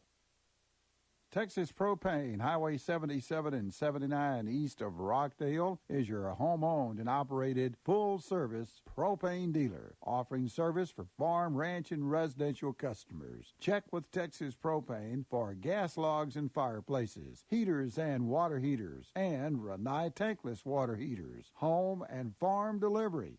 Bottles filled at their location. Serving all of Milam County, 8 till 5 Monday through Friday, 8 till 12 Saturday. After hours service available too. Call 512-446-4949 or 800-646-4949. Senior citizens discounts are available and credit cards are welcome at Texas Propane. If you live with a chronic condition, Standards Home Health has a Live Well program. Live Well is support provided by a core team of physicians, nurse practitioners, nurses, therapists, social workers, and spiritual providers. A healthcare professional is available 24/7. If you live with kidney disease, Alzheimer's disease, COPD, cancer, diabetes, or stroke, you are provided with comprehensive care, nutritional knowledge, discomfort management, and clinical support in order to keep moving forward with life. Inquire today about the Live Well program at Standards Home Health. The halftime show continues on KRXT. The Thorndale Bulldogs continue their search for their first win of the season as they host the Thrall Tigers in a renewal of the rivalry between the two schools, separated by just several miles along Highway 79. The Dogs faced another longtime familiar opponent last week as they took on Holland. Thorndale Bulldog head coach John Kovar says the renewal of these classic rivalries gives the evening a little more spark. Just like last week with Holland, it was a pretty active night, and both groups were getting after it. I fully expect that to go down. The Tater Ducks are looking for a turnaround tonight as they are on the road to face Marble Falls. The Ducks have lost their first two district games of the season, following to San Antonio Davenport in the district opener on October 6th, then losing to Lampasas last week. Tater Duck head coach Irvin Flowers says the Ducks are still in the thick of things when it comes to the district, and they just have to take care of their own business. A whole lot of football to play. We got to take it one game at a time. And the fortunate thing is we control our own destiny. So all we have to do is just get back on the winning track, win the game, and we'll be fine. Well, the halftime show coming up on KRXT. Stay with us. For family dining at its best, it's the Parsley family in Rockdale, Lee's Landing, and Texas Fajita. Lee's Landing has daily specials, and also check out their nighttime specials. Texas Fajita is open Friday and Saturday. Drive-through dining, fast food, all great. All located on Highway 79 here in Rockdale. The Parsley family of restaurants. Your Napa dealer on West Cameron Avenue in Rockdale specializes in those hard-to-find parts, from old car parts to that bearing for that treadmill. Whatever you need, they can probably find it for you. And don't forget, if you want to dress up your old car or truck, or if you just got a brand-new truck, they've got Nerf bars, bumpers, floor liners, rims, mud tires. And if they don't have what you need in stock, they've got trucks that deliver daily. That's at your Napa dealer on West Cameron Avenue in Rockdale. Call them at 512-446-2505. Five Star Car Wash, located on West Cameron in Rockdale, announces two new machines. These machines will make your car or pickup shine like new. Check out their IQ Car Wash. You and your car will like the IQ Car Wash. It's smarter, cleaner, greener. And with 5 Star Car Wash, you get your choice of wash menu options. It makes it affordable, too. Entering is simple and easy. No guide rails to worry about. IQ Car Wash at 5 Star adjusts to your car size and shape. It reaches hard to get to areas. Your wheels are cleaned in every wash. Even the undercarriage is blasted using multiple nozzles. Check it out soon at 5 Star Car Wash. The Soft Touch and the Touchless, the IQ Car Wash. Also give your car a good vacuuming at 5 Star Car Wash. TSN Halftime Spotlight, I'm Roger Creech. The little town of Abbott, south of Hillsboro, just north of Waco, right there off I-35, is best known as the home of Willie Nelson. On the road again, like a band of gypsies, we go down the highway. But did you know that it's also home of one of the best six-man programs in the state of Texas. Head coach Terry Crawford has been at the helm for 25 years and stepping down after the 23 season. We'll visit with head coach Terry Crawford of the Abbott Panthers after this. Life is unpredictable. You never know when you or a loved one may be injured in a car or truck accident due to someone else's negligence. That's when you need an experienced public injury attorney to fight for your rights and get you the compensation you deserve. That's where Frankel & Frankel come in. For over 25 years, Frankel & Frankel have been the go-to car and truck wreck attorneys in Texas. They've helped countless clients win their cases and get the compensation they deserve. Frankel & Frankel truly care about their clients. They understand the emotional and physical pain that comes with being injured, and they'll do everything in their power to ease your burden. They'll guide you through the legal process, answer any questions you may have, and fight tirelessly for your rights. Don't let someone else's negligence go unpunished. If you or a loved one have been injured, contact Frankel & Frankel at truckwreck.com. They offer a free consultation, and you don't pay anything unless they win your case. Frankel & Frankel, attorneys you can trust. Principal Office, Dallas, Texas. So you still thinking about hanging it up at the end of the year? Yeah, as long as God continues me down that path, yeah, that's what we're going to do. I've gotten used to saying, Lord willing, yes, this is going to be the last year. So it's been a long career. It's been a great career. You know, this is year 35 in the profession. Moved to Abbott in 92, so I guess I'm going to finish up with 32 years in Abbott, and 2 in Hillsboro, and 1 in Bynum. So yeah, it's time. It's time to leave it to those younger guys. 227 victories, your total so far going into this season. And obviously, we hope that you got about 14 or 15 more. That'd be nice. I'd like to be playing week 15, that's for sure. You've done 11-man, obviously a lot of 6-man. What is it about the 6-man game that you love so much? Well, you know, it just accidentally fell into my lap. You know, I started off in Hillsboro, worked for probably the greatest AD I could ever ask for, and that was B.J. Krennick, who had just passed away. Got the job. George Kilgo, who was his defensive coordinator, his sons happened to play on my brother-in-law's baseball team. He said, hey, we're looking for a coach, and it was a blessing. BJ was one of the greats, and I really fell in love with 11-man. Really thought I was going to continue to go that way. Grew up in Plano, so, you know, I knew a little something about football, but got into 6-man, and just, you know, my aspirations when I got into coaching were to be a college basketball coach. So I got to take that fast-paced college basketball and put it with a little aggression, a little contact, and so I just really fell in love with the game. Just love the speed of the game. You know, everybody likes offense. There's a lot of offense in 6-man, but we've kind of put our own stamp on it by being a defensive-minded program. Coaches always talk about the culture. So how did you build that culture? How did you get those guys to buy into it and create this successful program that you have? Well, it started way back in '98. Brian Cooper and I had to really do a lot of psychological warfare. You know, we had a group of kids that were beat down, and we told them back in '98, and I can remember as vividly as if it was yesterday, that we promised our kids we were not going to shoot the bull with them. We weren't going to lie to them. We were going to be extremely honest with them, and when we didn't have a chance to win, All right. Back at Tiger Field on the Rockdale Country Club broadcast booth. Jay Davis, Edge, and Whiteside with you. The Rockdale Tigers and the Cameron Yoe Yoeman Tigers lead 27-7 in the 69th Battle of the Bell. Kickoff return by the Tigers on the return at the left sideline across the 20 to about the 23-yard line. And the Tigers, Gary Merrill Carter on the return. And the Tigers will have the first possession, leading 27-7 at the start of the third quarter. And AJ, I said, you know, coming out the second half, the whole concept, killer instinct. Exactly. That's what you got to have. You can't play. You can't be complacent. You can't be satisfied with where you are. And of course, you got to be careful. But it's an old saying that I like to use, and it's hard to explain to people. And you can't be playing not to lose. You can't have that mentality either. Yep. 1st and 10 for the Tigers. Keeper Bob Barczyk coming left, flips through to the 30. To about the 32-yard line before he's brought down. They're scrimmaging from their own 23-yard line, makes his way out across the 30 to all the way out to about the 34, just an inch shy of the first down. Will bring up 2nd down and short. 11.5 minutes to go in the third quarter. That's a nice long drive. If you could get that, put some points on the board. And continue to play It wasn't particularly mistake free. I don't think anybody could do that, but they did a pretty good job in the first half. Second down and a yard.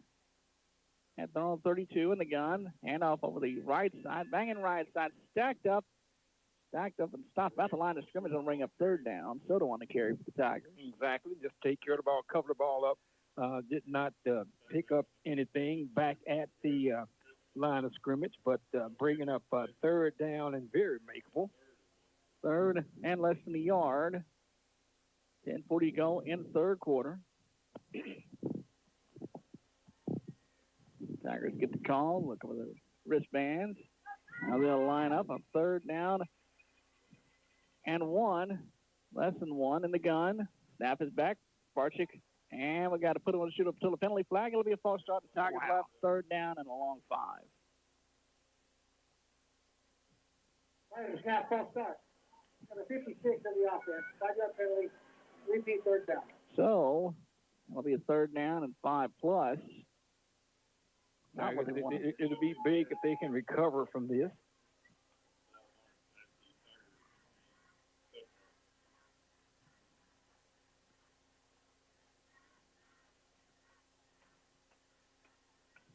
(2023) 20 years ago, the Tigers beat the Yeoman over in Cameron. The first time they won the bell in 8 years. Third down and long 5 here. Play action fake. Pass deep right side. And he throws zig, and the receiver goes zag. It's out of bounds, incomplete. That'll bring up fourth down. The Tigers have to punt it away. Camarero Carter, the intended receiver, and that's what they did not want on that play. Exactly, and of course that is another example of what 5-yard penalty can do for you. Because you have the ball third down and less than a yard, and then you pick up the penalty, and this is what I always say: those 5-yarders could change the dynamics of a play or a situation. So the punt is away. Yeoman will chase it down, takes the Tiger out to the 30, and will roll down dead at the 29-yard line. So the Tigers good punt down it there, and they try to flip the field here. The Yeoman will have to start from around 29. Tigers on defense, and of course you wanted to get more out of that opening drive for the second half.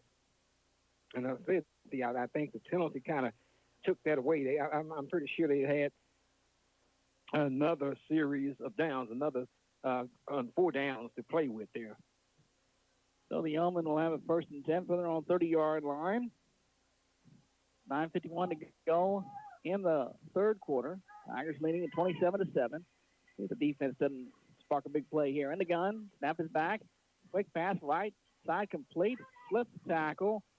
Still going to the 40, and a host of defenders trying to rip the ball loose, drag him down, and brought down across the 45 at the 46-yard line. It'll be enough for a first down for the Yeoman. What an effort there. Young man is hard to bring down. Took about 4 Tigers to get that accomplished. Face mask call against the Tigers. Put on shoot up a little penalty. And that's what happens sometimes when you're trying to make that extra effort also. They're trying to strip the ball. Exactly. You picked up 10 yards, and they're going to tack on another 15. So you picked up 25 The Rockdale yards Tiger off Booster of that Club one is play off of your first play from scrimmage to open your second half, meaning for the Cameron team. First and 10 for the Yeoman at the Tiger 39 in the gun. Snap is back. And we got to put on the shoot up until the penalty flag. Ball start against the Yeoman. Start. Number 66 of the offense. 5-yard penalty. Repeat first down. So they'll move them back 5 yards. So the key thing that in that first half was special teams. The Yeoman committed 2 massive mistakes on special teams. One that led to a Tiger touchdown. Another just really changed field position. That's going to be key. First and 15 now. Snap is back. Back to throw is Drake. Sets, throws pass left side complete. Has on 35. And dragging the defenders across the 30 to about the 28. That'll be enough for a first down for the Yeoman. So the Tigers giving up some, playing some fairly soft coverage and giving up some yards there on the pass completions. Exactly. Of course, this is where the ball game had started also. At the Tiger 28. Need that pressure coming here. First and 10 is 28. Here's the pressure coming in the inside handoff. Noah keeper coming left. Drake stacked up and stopped right at the 30-yard line and turned away. The Tiger defense right there. Riley Spears leading the way along with Carson Eoff. It was a keeper by Braylon Drake, and they were having none of it. They wrapped him up and pulled him back for a loss of about 2. Exactly. And, of course, good job by the Tiger defense. They had that one snuffed out from different angles because initially I was fooled. I thought it was a direct handoff, and that was blocked off also. Playing assignment football there on that, defending that read option. Back to throw is Drake. Sets and looks. Pass out the right, flat, complete. Trying to bounce out to the outside and losing his footing as Kadarius Bradley goes down across the 30-yard line. He had an opening there, but he just slipped, lost his footing. Exactly. Yeah, we call that the turf monster. Reached up and grabbed him. So here's going to bring up a third down here.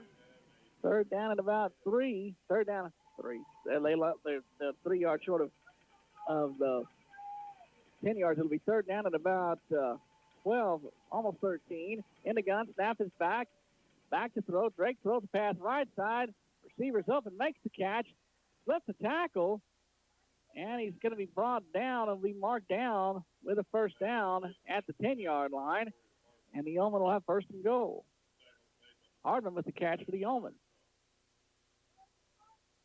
And Mr. Hardeman, he generally he makes his well, if he can make money in high school, he there was a flag that is picked up, so no foul. Okay. Yeoman on first and goal.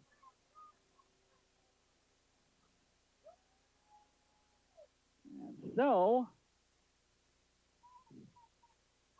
the Tigers not able to really take control of the momentum early in the second half as he did early in the first half. Yeoman trying to get something going here. They could get that back if they come up with some kind of a stop here. First and goal at the 10 in the gun. Snap is back, low snap. Drake back to throw. Rolling to his right, now rolling to his left. Yep. And a keeper coming left at the 10. Will be hauled down about the 5-yard line. It'll be second and goal at the 5 on the keeper by Drake. And, of course, that was a good job stringing that along by the Tigers, although Mr. Drake picked up 5 yards. Jacoby Anderson was in pursuit, but, you know, he's more of a battle up along the front lines rather than a chaser there, a pursuer. It'll be second and goal at the 5 in the gun. 3 receivers right, 1 left. Snap back to Drake. Looking now, pressure coming. Now rolls to his left. He will keep her on the left end of the 5, diving for the goal line. He got in. Touchdown. That'll be a 5-yard touchdown keeper by Braylon Drake. We got to put a shoot up a total penalty flag now. Let's check it.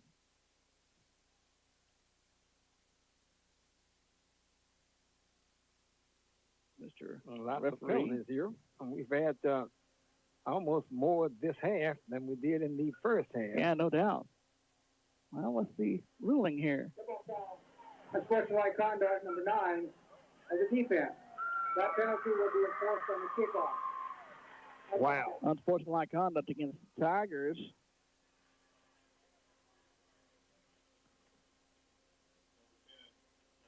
And against number 9, Eric Shepard. So, the extra point to come. The extra point is good. Time on the field. 6:58 to go. In the third quarter, the Rockdale Tigers lead the Cameron Yeoman 27-13 for the Rockdale Country Club broadcast booth. You're listening to Rockdale Tiger football on KRXT. Stay with us. The Booster Club is dedicated to stimulating both interest among and interaction between students, parents, coaches, and community in support of school athletics at Rockdale High School. The Rockdale Tiger Booster Club reminds you, Tiger Fight never dies. TFND. Meet your friends at the ranch for great food and entertainment.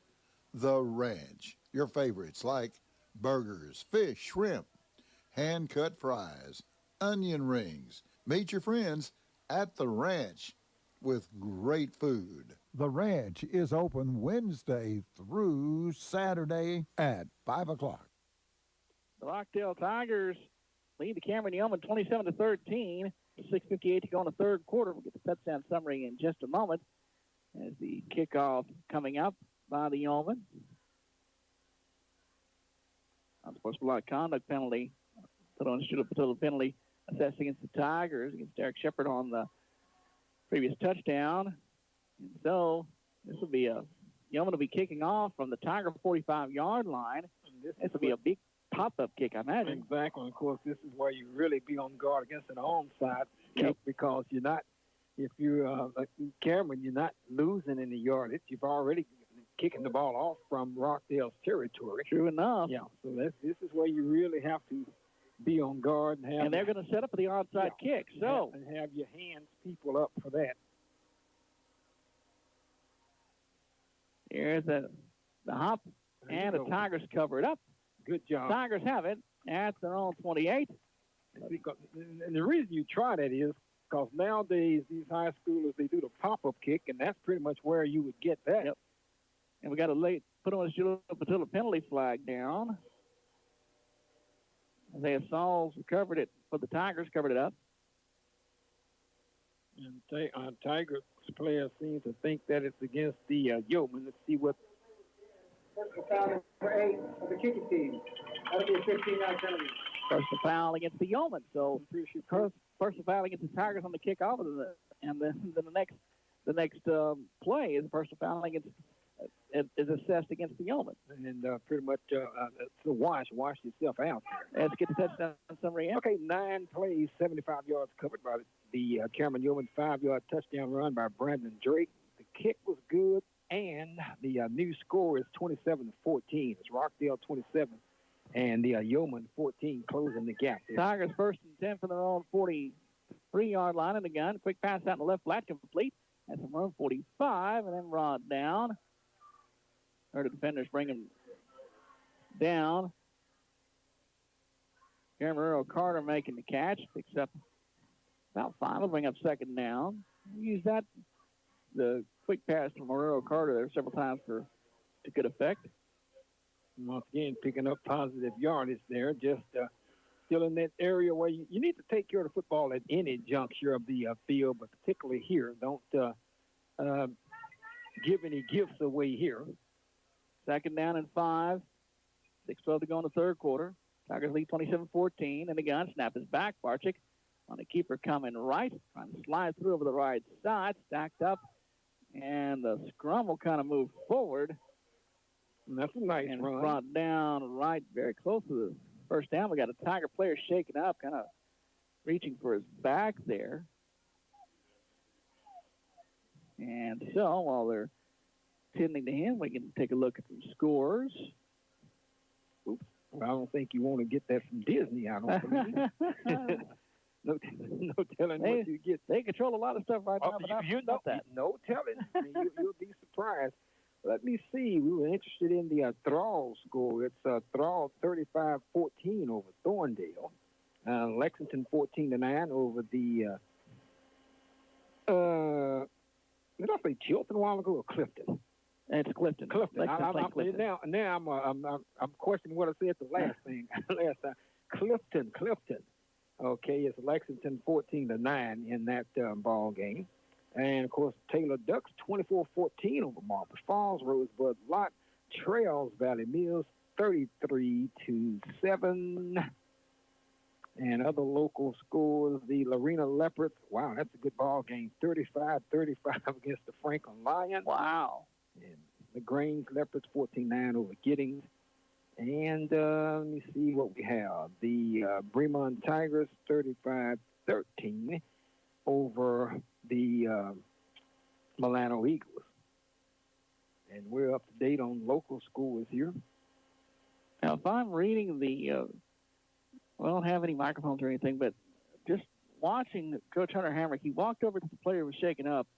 There's an injury to the back getting looked at, Wilmer Soto.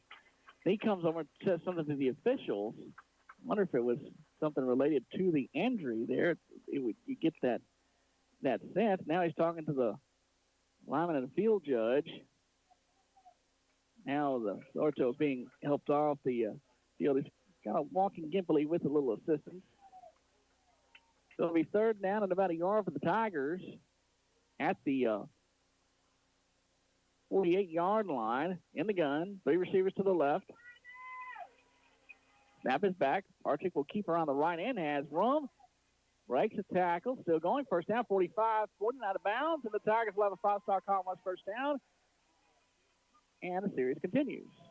And that's what you need to do. You have a nice lead. I mean, it's a 2-score lead, but you want to continue to build on that, milk the clock, and just keep trying to move the chains. That's a big key. If after the opponent scores, you come down and have a nice lengthy drive that consumes some clock, and if you get a score at the end of that, that's really a bonus. First and 10 for the Tigers at the 43 of the Yoeman. 27-14 Tigers lead. Snap is back inside, handoff coming right. Has some room to the 40, 35, still going. Breaks the tackle, 25. Breaks the tackle to the 20 and pushed out of bounds. Sawyer Chalk once again. That'll be a 5-star Commonwealth first down for the Tigers. That's a good run by Mr. Chalk there. And I'll tell you, Clay Eschberger comes over. There's a young player shaking up, and it was who was it? Yeah, it's number 3 is who is Cason Gouldsby, and it was for the Tigers. Clay Eschberger comes over and said, kind of checks on him like, "Hey, you all right?" And kind of helps him, started to help him toward back over to the sideline, and then Gouldsby goes down and he is. In some discomfort, kind of pounding the ground there, but I mean, that's kind of what this rivalry is. There are friends and relatives and boyfriends and girlfriends and all across, church relationships, ag and everything. All these relationships, all these ties across the river, and that those are two friends. God checking on a friend. Exactly, and of course that's what I always say. You get excited about doing this game, and of course. I know Mr. Case and Gouldsby, and he's a good guy, come from a good family. And I was telling you about Mr. Hardeman, actually a relative of mine. So this is why these games are so special. Yeah, and he's a good ball player. He's wearing a different number this year, I think. He's number 6, and generally you would Jaquarius Hardeman. You would hear of him on the defensive side of things, but this year he's getting into the offensive mix. So all of these kids, like I said, they know each other, and they want to beat each other, and that's what makes this game so special. And and they know each other, they want to beat each other. And then when injuries happen, they'll help each other and all that kind of stuff. It's just this rivalry. First down and 10 for the Tigers. And the quarterback keeper, but Barczyk breaks the tackle, has room to the 15 to the 10. Barczyk to the 5, and will step out of bounds. That'll be enough for 5-star Commonwealth first down, and the Tigers are in the Ranch red zone. And this is the kind of drive that you're looking for. And they hold on to the football, and of course they had an opportunity to put another score up there where one of those 5-yarders killed that drive just before halftime. Yep. But that was and then that was just a gift that they were given, so they didn't really take advantage of it. But with more time, may have been a little different. But this is that type of drive that I was talking about that the Tigers need. I was looking for this drive coming out of the locker room. Yep, in the gun. 3 receivers to the left. Snap back to Barczyk. He'll keep around the right hand. Has some room. Escapes to the 5, to the goal line. He got in. That's a touchdown. Bladen Barczyk will take it in. An 8-yard touchdown run by Bladen Barczyk, the senior quarterback of the Tigers, have extended the lead once again. Big drive there for the Rockdale Tigers.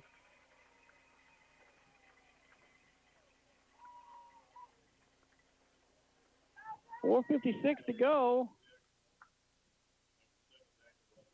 in the third quarter. Daniel Rodriguez on for the extra point. That's just exactly what the doctor ordered for the Rockdale Tigers. Daniel Rodriguez for the extra point.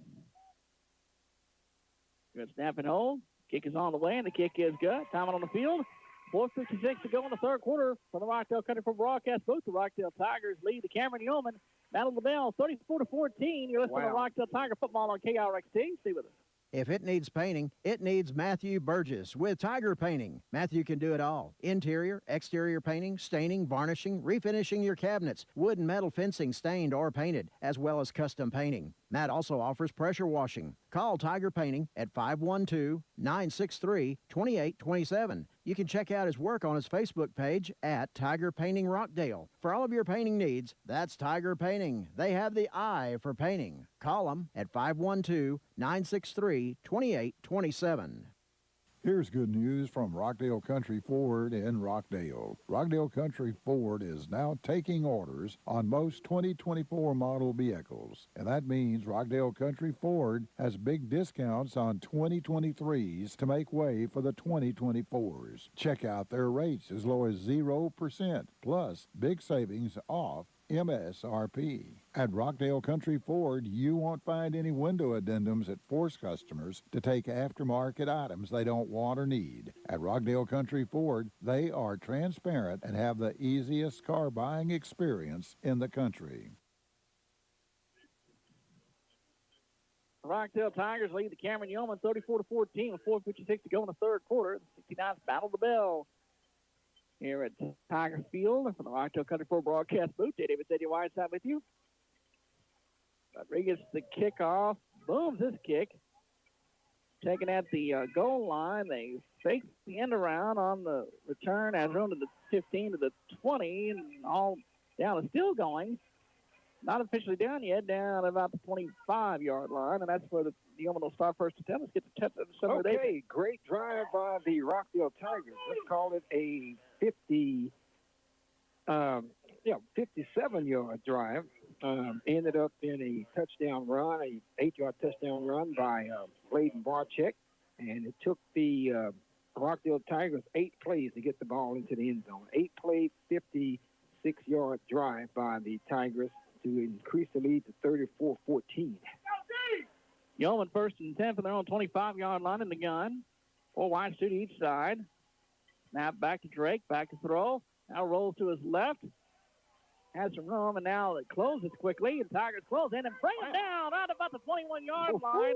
We talked about that room on the run before, and there was none of that room there as Jacoby Anderson bounced to the outside and slammed the door. Yeah, he slammed it. That was a barn door he slammed. A big one. Wow. That's a good job there. He and several others were there. Riley Spears got in there in that area. And obviously an adjustment made by the defense. 2nd and 12 back to throw. Pass right side, a screen. Tunnel screen complete, slips a tackle as we're into the 30 up to about the 33-yard line. Corey Hardeman before he's brought down. That'll bring up a 3rd down and about 4, maybe 5. Nope. Well, more about 3. More like 3. Tiger player is shaking up. He's going to have to take a look at him with 3:33 to go in the third quarter. He tried to get up and he's still kind of struggling, and so they'll stop play here. Not sure who it is, with 3:38 to go in the third quarter. Tigers leading at 34-14. Look like one of those cramp type treatments there. Right. Yeah, they are.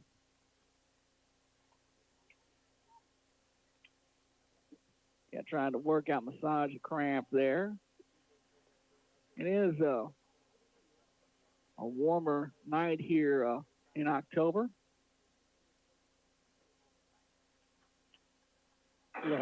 Hadn't gotten a look at a number yet, but they're still working on the young Tiger there.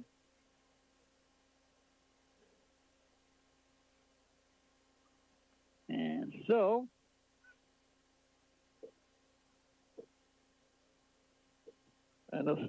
it's kind of a strange thing. It's they've gone to complete silence, but it's not a serious situation as far as injuries go. It's just trying to work up those doggone cramps. And nowadays, I mean, any kind of anytime a player is down, you take it as you just kind of show respect. Yeah, absolutely. Cut out all of the activities. It is the player that was shaken up, Sawyer Chalk. So I wasn't sure that's who it was, but as he's walking off, please, they're going to carry him off. It's, again, we're pretty sure it's just a cramp situation. I'm pretty sure, but like I say, when and he's kind of smirking a little. Yeah, he's chuckling. Yeah, so when you have cramps like that, both legs decide one leg doesn't want to be left out. Yeah. So they're down at about 3 for the Yeoman. 3:37 to go in the third quarter. Tigers leading at 34-14 in the gun. 4 wide to each side. Snap is back. Pass left side. Inerrant. An errant pass intended for Elijah Goodrum goes wide, incomplete, only a fourth down. Wow. So we're probably at the punt. Now that would be the wise thing to do. I mean, you still have 3 minutes and some odd, a little more for 3 minutes, and you got a whole quarter. So let's see what they're going to do. I mean, I think they can ill afford to. But we've seen stranger things. They're acting like they're thinking about it. They line up as if they're going to go for it. See if Drake doesn't drop back to punt. Fourth down at about 3 from their own 32. Nope, they're going for it. Snap is back. Drake back to throw. Pass out. Outlet pass right side. Complete. No. I don't know. No. Come on. Oh, boy. Right at the stick. Is it enough? I don't even. It'll be enough for a first down for the Yeoman. Wow. Goodness gracious. I mean, that did not even look close to being at that location. So, wow. Okay, it is what it is. I mean, they're taking some time off of the clock there. First and 10 from their own 35 in the gun. 3 receivers to the left, 1 to the right. Snap back. Drake back to throw. Set throws the pass. And out. Route complete. Breaks a couple tackles. 45 midfield. Still going and pushed and hauled down about the 48-yard line in Tiger territory. That'll be enough for a first down, and that's a chunk play for the Yeoman. Yep. One thing you don't want to do is give up, big plays in a big chunk yardage here. 3:02 to go in the third. Tigers leading at 34-14. From the Rockdale Country Pro broadcast booth. Get David Station Whiteside with you. In the gun. Drake. Snap is back. And we got whistles for the snap.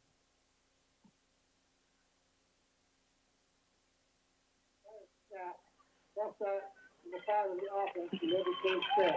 What they are calling that particular violation tonight for sure. Put on shooter penalty against the Yeoman will bring them back 5 yards. False start. The Tigers have really made the biggest difference here in this game on special teams. The Tigers have taken advantage of some poor special teams by the Yeoman. That's part of where they built the 20-point lead. Back to throw. Drake pass right side. One hop. Looked like he one hop to his receiver. Incomplete at midfield. And that one, I don't know whether that just slipped out of the quarterback's hand. It was just semi-pressure there. It wasn't a whole lot that was applied on that play, but going to bring up another, that second down. I forgot about the penalty there. Cason Gouldsby, the intended receiver. He got his hands up under it, but it was after it one hopped off of the artificial turf. Second 15, snap is back. Drake back to throw. Set, throws pass right side, complete midfield. 45, push that amount about 43-yard line. Tigers, again, they're giving up some slack there to avoid giving up the big play. Yeah, because they have those speedy receivers. They're trying to avoid and play against being, receivers running by you. But you got to bring some pressure on the quarterback also. Third down on a long 4. In the gun, snap is back. Drake back to throw. Pass right side, complete. Across 40, about the 38-yard line. That'll be enough for a first down for the Yeoman. DeAndre Bradley makes the catch.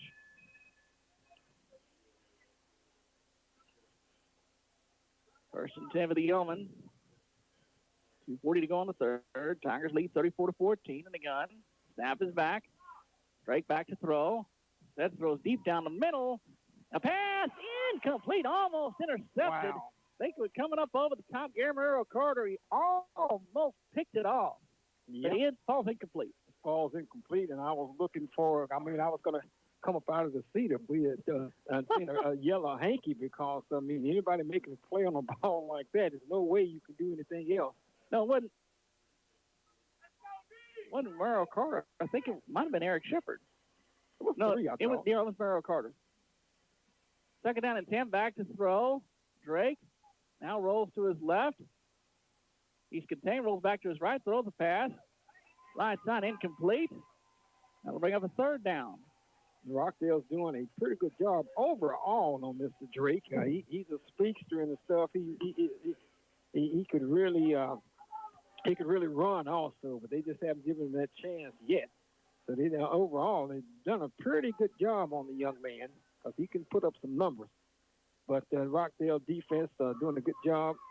Boys up front, 77, 50, 73. They came to play. Yeah, the key thing is to get pressure on him, and then you have to, the defenders have to be able to bounce out to keep him contained, getting outside. Third down and 10 now at the 38. Snap back to Drake, back to throw. Now rolls to his left, throws the pass left side at the speed of his intended receiver, incomplete. Looking for Goldsby on that left side. That'll bring up fourth down. What's happening with that? The reason some of these passes are errant is because you got to give the Tiger defenders some credit. Yep. They're in the area, and Drake he's trying to. He's like Blayton. He's trying to. He's a good quarterback, and he's trying to just throw the ball where only his guy could get it. Give anybody. So it's fourth down and 10. Significant play here with 2:28 to go in the third. Snap is back, play action fake. Drake back to throw. Wants to go deep. Now rolls out to his right. He's pressured. He's hauled down across the 35. It's going to be well short of the first down. A turnover on downs. The Tigers will take over. Yep. Mark that down. You could see that particular play was not going to. The only way that was going to materialize if he broke about 4 or 5 tackles, which could happen. Because you saw that shouldn't have come to anything positive for the Yeoman, and that's another good job by the Tiger defense. Not only I was saying initially, if Yoe's going to have a long drive, make them methodically move the ball down the field. Don't give up anything quickly, but Tigers did even better. They stopped them. Indeed. So Tigers first and 10. It is 2:10 to go in the third. Tigers lead 34-14. Is an end around coming right. Has room. Scrimmaging from the 35. Makes his way across the 40 to the 45. Now to about the 47-yard line. That'll be enough for 5-star college first down for Garen Morrell Carter. And Mr. Carter's having a real nice football game on both sides of the ball. Good-looking athletes there. And the Tigers have really have a lot of good-looking players here, and they're really coming out tonight.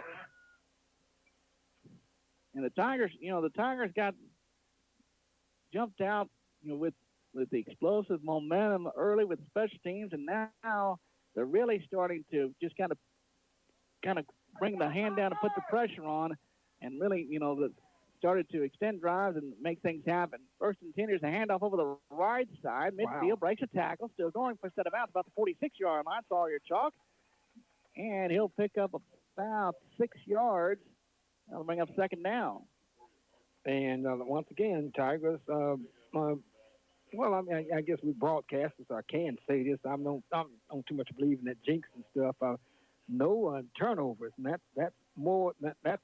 that is what is also impressive. They're moving the football. They have that running game going that we've been looking for, and that running game is particularly coming into big play in a game like this. Second down and 3. At the 46, I'm just laughing at the idea of what happens if they turn it over now? Second down, here's a handoff over the right side across the 40, brought down at the 39. It'll be another five-star Commonwealth first down. I mean, you know, have to kick you out of the booth. Yeah, I don't know what you do, but I try not to paranoid. You know, I try not to put myself in that situation to be afraid to say it, but so many times. So, 1:23 to go in the third. Tigers leading at 34-14. This is not only the Battle of the Bell, but it's certainly key for the Tigers as far as their with their postseason hopes. And they need to win 2 of their last 3 here. And not only that, with what they need to do or what they want to try to do. I mean, just for the future also. First and 10 at the 39. Here's a handoff. Now cut back by Wilmer Sorto up the middle. Makes his way forward. Picks up maybe a yard, maybe 2. It'll bring up second down. But the good thing about it, like I say, you got didn't pick up a whole lot, but the clock is continuing to run. And now, with the Cowboys in those glory days in the 90s when they've got a big lead, Emmett may only pick up 2 or 3 yards on the carry, but that just keeps that clock running, and you just keep on stacking those plays together. Similar kind of thing here. Tigers pick up, it'll be about a yard, bring up second down and 9, 38 at the 38-yard line with 15 seconds remaining on the game clock, about 10 on the play clock. Now there's a snap, and Barczyk on the keeper coming left. Bangs his way over left side. Yoeman defense plug up the hole right there, nowhere to go. That will be the final play of the third quarter. The Rockdale Tigers put themselves in good shape. Fourth quarter coming up, 34-14. The Rockdale Tigers lead the Cameron Yoeman in the 69th Battle of the Bell here at Tiger Field. You're listening to Rockdale Tiger Football on KRXT. Stay with us. Are you ready to buy or sell your forever home, business, farm, or ranch? Let us introduce you to Catherine Rodham with Keller Williams Realty. She's a born and raised Texan and a lifelong Rockdale resident, and she's ready to help you buy or sell your home, business, farm, or ranch. She is what you call a home run agent when it comes to buying or selling your home, business, or land. Catherine is a top 3% seller at Keller Williams, or you can find her online at catsalestx.com. That's cat with a K.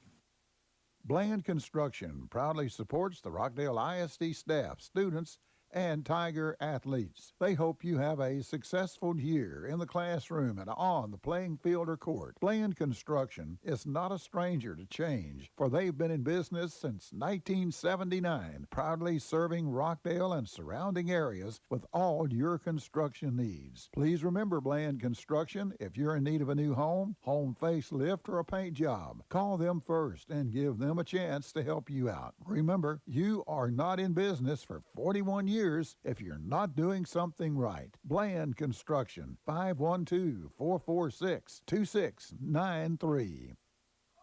Play action fake on third down and 8. A deep ball on the left sideline, and a pass just overthrown, incomplete, looking for was Guillermo Carter, the intended receiver, down that left side in the end zone. Incomplete. It'll bring up fourth down and 8 from the 38. Another ball that had to be thrown just right. Excuse me, the 37, rather. 11:53 to go, just in the way in the fourth quarter. Rockdale leads Cameron 34-14 in the Battle of the Bell, 69th edition. Tigers made some big plays on special teams and made the difference in the first half. Big momentum played on the opening kickoff. Fourth down and 8 now. Snap back. Barczyk back to throw. Rolling to his left. Sets up now deep down the middle. Caught. This is caught at the 10. It's underthrown, and he came back to make the catch at the 10-yard line. DeAndre Stevens, he's brought down, blown dead right there. It was underthrown. Looks like the defenders are going to get it, but then their momentum took them forward. He comes it back and makes the catch. Well, the Tigers have a big first down. Well, that was a good adjustment by, okay, who made the catch? DeAndre Stevens. Stevens, I want to be sure. That was a good adjustment by him. So give him the credit on that, because it looked like it was going to be picked off, which wouldn't have been that bad of a deal, because it would have been like that proverbial punt. But he maneuvered his body, Stevens did, around the Yoeman defender and stepped in front of him and picked the ball off. That could be huge for the Rockdale Tigers. Changes momentum, everything. Yes, That was indeed. something. First and goal at the 10. Here's Barczyk on the keeper. Coming around the right end. Has room to the 5. Banging to the goal line. He got in. He Touchdown. got in. A 10-yard touchdown run by Bladen Barczyk. What a drive!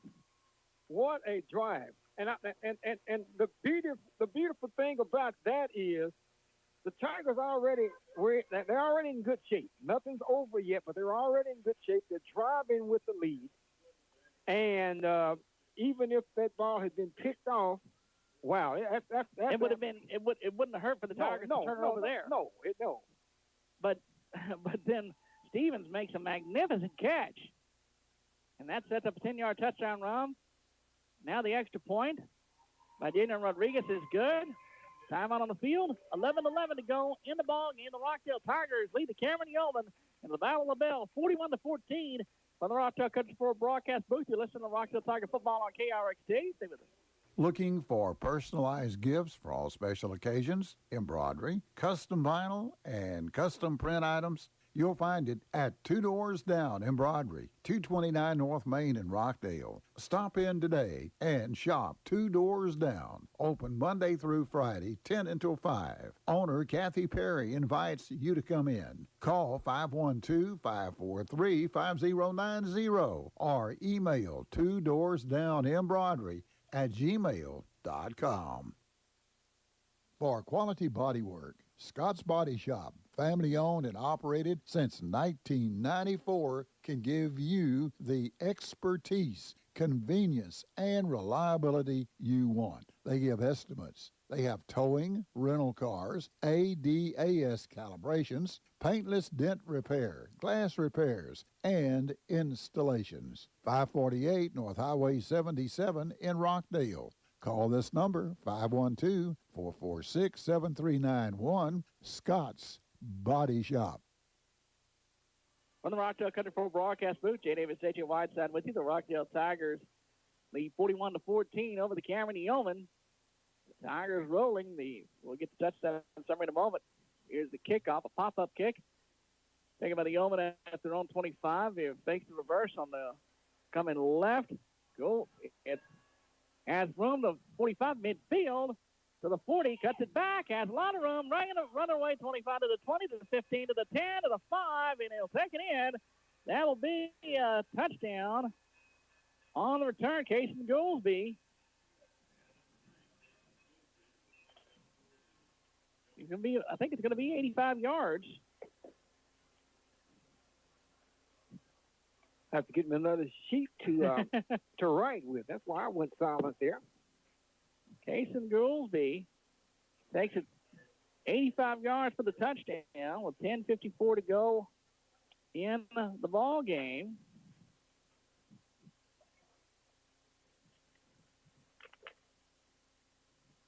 The extra point to come. Good snap and hold. The kick is on the way, and the kick is good. So timeout on the field. Rockdale Tigers lead the Cameron Yeoman now 41-21. With 10:54 to go in the ball game for the Rockdale Country Club broadcast booth. You listen to Rockdale Tiger football on KRXT. Stay with us. Nathan Bland with Rollo Insurance in Rockdale says, come see us and find the right coverage at the right price. They're an independent agency with dozens of carriers. Familiar names you know like Germania, Holheim Prairie, Nationwide, Allstate, and Progressive. Not only home and auto, but commercial, farm, and ranch. Nathan Bland will work with you at Rollo Insurance at 113 North Main in downtown Rockdale. Call 512-446-0001. Fall is just around the corner. Be ready with your central air conditioning unit and get that fall checkup with Climate Control in Rockdale. Climate Control, AC, and heating at 1244 West Highway 79, just east of the Intermediate School. Give them a call at 512-446-4020. Climate Control has sales, service, installation, and duct cleaning. Quality units by name brands at Climate Control. Check with Climate Control for residential and commercial sales and service. From the Rockdale Country 4 broadcast booth, Jay Davis, Eddie Whiteside. We see the Rockdale Tigers lead 41-21 over the Cameron Yoeman. The kickoff coming, and very much possibly an onside kick, although you could just pop up a kick, and it ends up serving the same purpose. But the Yeomen are going to set up the onside here.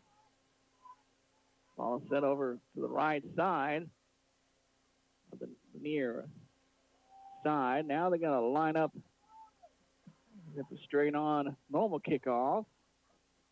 10:54 to go. Tigers lead 41-21. Now they will kick it deep. Tigers taking on a return of their own 10, 15. Slip to tackle the ball down goes back about the 13-yard line.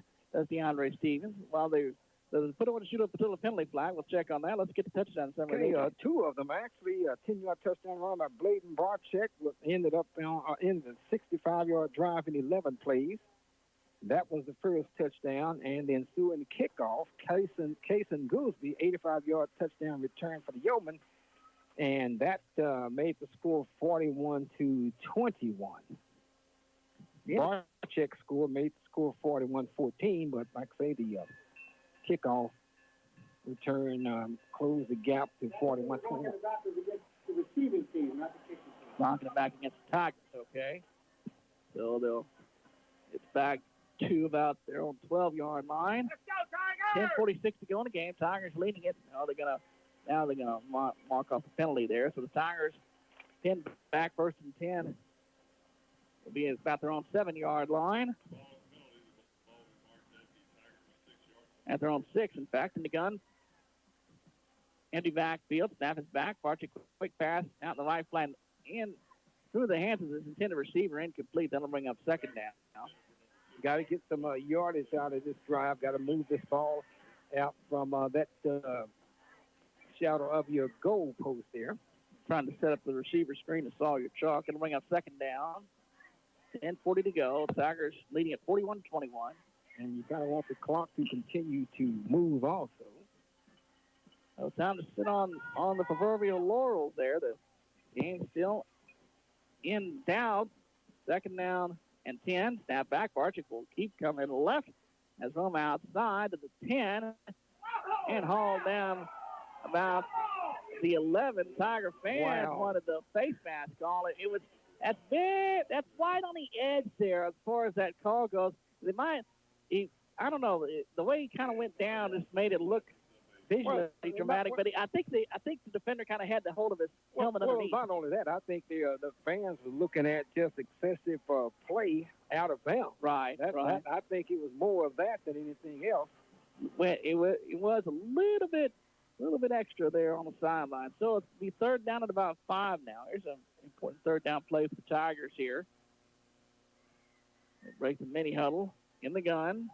Slot right on the left hash. And in motion, snap is back. Barczyk fakes and will keep up the middle. Spinning around to the 15 he got the first down. to about the 17. That'll be enough. Should be enough for a 5-star Commonwealth first down for the Tigers. I tell you, when that play, no matter you need 5, 6, or 8 yards, whenever that play is blocked well and it's executed well, it's hard to stop that. You don't make good, solid contact until after he gets 5 or 6 yards. And he has that way of spinning and kind of turns his back to the defense so they can't really get a hold of him. You feel good about that. You don't want to be in third down 5 all the time, but that's always a go-to play if it's blocked and executed well. First and 10 from their own 17 in the gun. Wing back to the right. Looking things over. Let some time run off the clock here. Snap is back. Barczyk landed off over the right side. And across the 15 to about the 17-yard line on the carrier for the Tigers, Wilmer Soto. And, of course, into pick up a first down. You can like always saying, in any level, you can almost run 2 minutes off of a clock with each additional first down you pick up. Clock continues to run now. They're running plays. With 9:23 to go in the ball game, Tigers leading at 41-21 with the 20-point lead.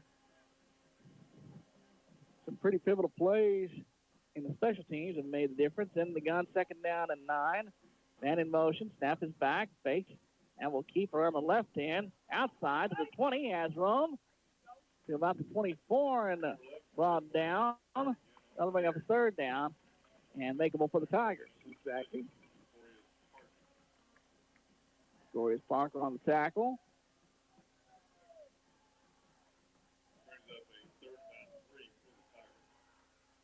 Corey Harmon, I should say. 3rd down at about 3 for the Tigers. 8:40 to go. They're letting the play clock run here. Yep, you milk it as far down as you can get it. And that's an unusual thing in this age of football. Oh, yeah.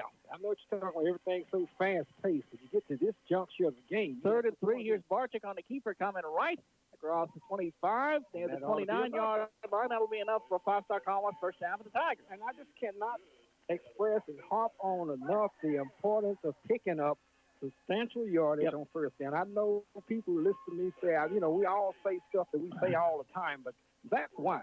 I mean, you feel good when you have a 3rd down and 3. And because there's so much you could do. And when you have a punishing running quarterback like Rockdale, I mean, he was not afraid to stick his hat in there and pick up an extra yard or two.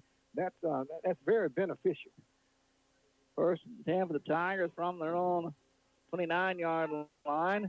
Barczyk in the gun, 2 backs in the backfield, 2 receivers to the left. Snap back, and off to Sorto coming right, trying to cut it back. Yoeman defense stacks him up there at the line of scrimmage. Undo Sawyer Chalk to carry 2, not 8. That'll bring up 2nd down. 7:38 to go. Tigers lead 41-21. Clock continues to run, and nobody's in any hurry here. And like I say, as long as you don't give away any, I'm stepping out. As long as you're not giving away any gifts or anything, you're in pretty good shape. You're not in any hurry. The Yeomen have to make everything happen with down 20 points and 7 minutes to go. In the gun, 2 backs in the backfield. 2nd down and 10 now. 2 receivers to the left. Snap back to Barczyk. He'll hand it off to Chalk over the right side. Keeps surging forward. Across the 30 to about the 35-yard line. Ran through a couple of tackles. Officially marked down to 36. It'll bring up 3rd down at about 4. 3rd down at about 3, in fact. And there's that nice gain on 2nd down to bring up 3rd short.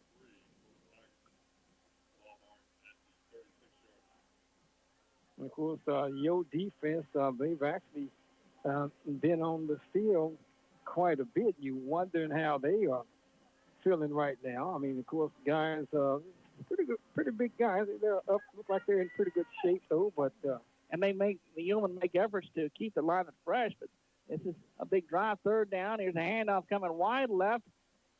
Morero Carter, I believe, on the carry to the 40. He picked up another first down. Tiptoe down the sideline. Did he step out of bounds short? I think he did. Oh, my goodness. Just short. I mean, a 4th down. Wow. Wow, we're talking a 4th and a foot. Tigers may just run down the clock and call a timeout here. 6:09 and counting. And officials call a timeout for what? They're gonna measure? Yeah, they're gonna measure, double check to make sure on the yards to go there. Bring the sticks out. Well, it's going to be awfully close. So,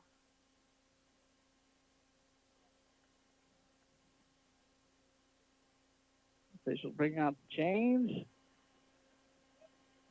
mark them, and it is inches shy of the first down. Bring out the index card. Oh. You remember that? That was bizarre. Okay. So you think? Well, maybe it's just my traditional thinking that 4th and 1 you punt. But y'all know how I am. I'll take the heat for it. Tigers line up to see if they don't try to draw the Yeoman offside. 4th and short. Here's a snap. Barczyk will keep coming right. He'll have the first down. 45 breaks the tackle. Midfield breaking away to the 30. To the 20, to the 10, to the 5. Barczyk slammed the door. The Rockdale Tigers are on their way to a Bell victory as Barczyk takes it. That's why you 61 yards. That's why you have to listen to me and stick with me. I'll say go for it. Heck, I mean. And I would not have had the guts. I'm telling you, I would be so unorthodox as a coach, particularly if I was a baseball manager or whatever. All this by the book malarkey. Come on.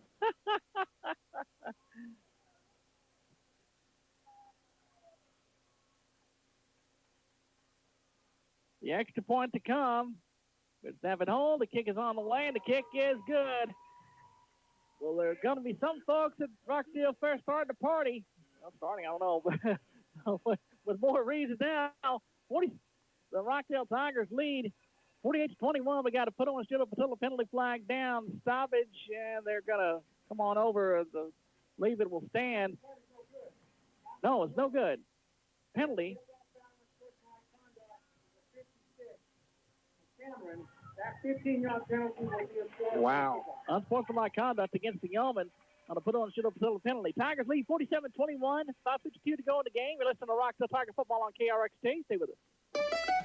Hey everybody, Gaddy's Pizza in Rockdale has their buffet open 11 till 2 and 5 till 8 every day. In addition, they have a bigger salad bar, pasta bar, and different pizzas. And the dining room is open. The drive-thru is always open. You can call in your order and it'll be ready when you get there. Call 512-446-2222 or order online at their website, MrGaddy'sRockdale.com. They're open 7 days a week. Gaddy's in Rockdale is expanding. They're adding a game room. Remodeling is currently underway, so please excuse the mess while they're going through this process. Business hours continue as normal. Coming soon, a Gaddy's game room. For the Rockdale Country 4 broadcast booth, the Rockdale Tigers lead 47-21 over the Cameron Yeoman with 5:52 to go in the ball game.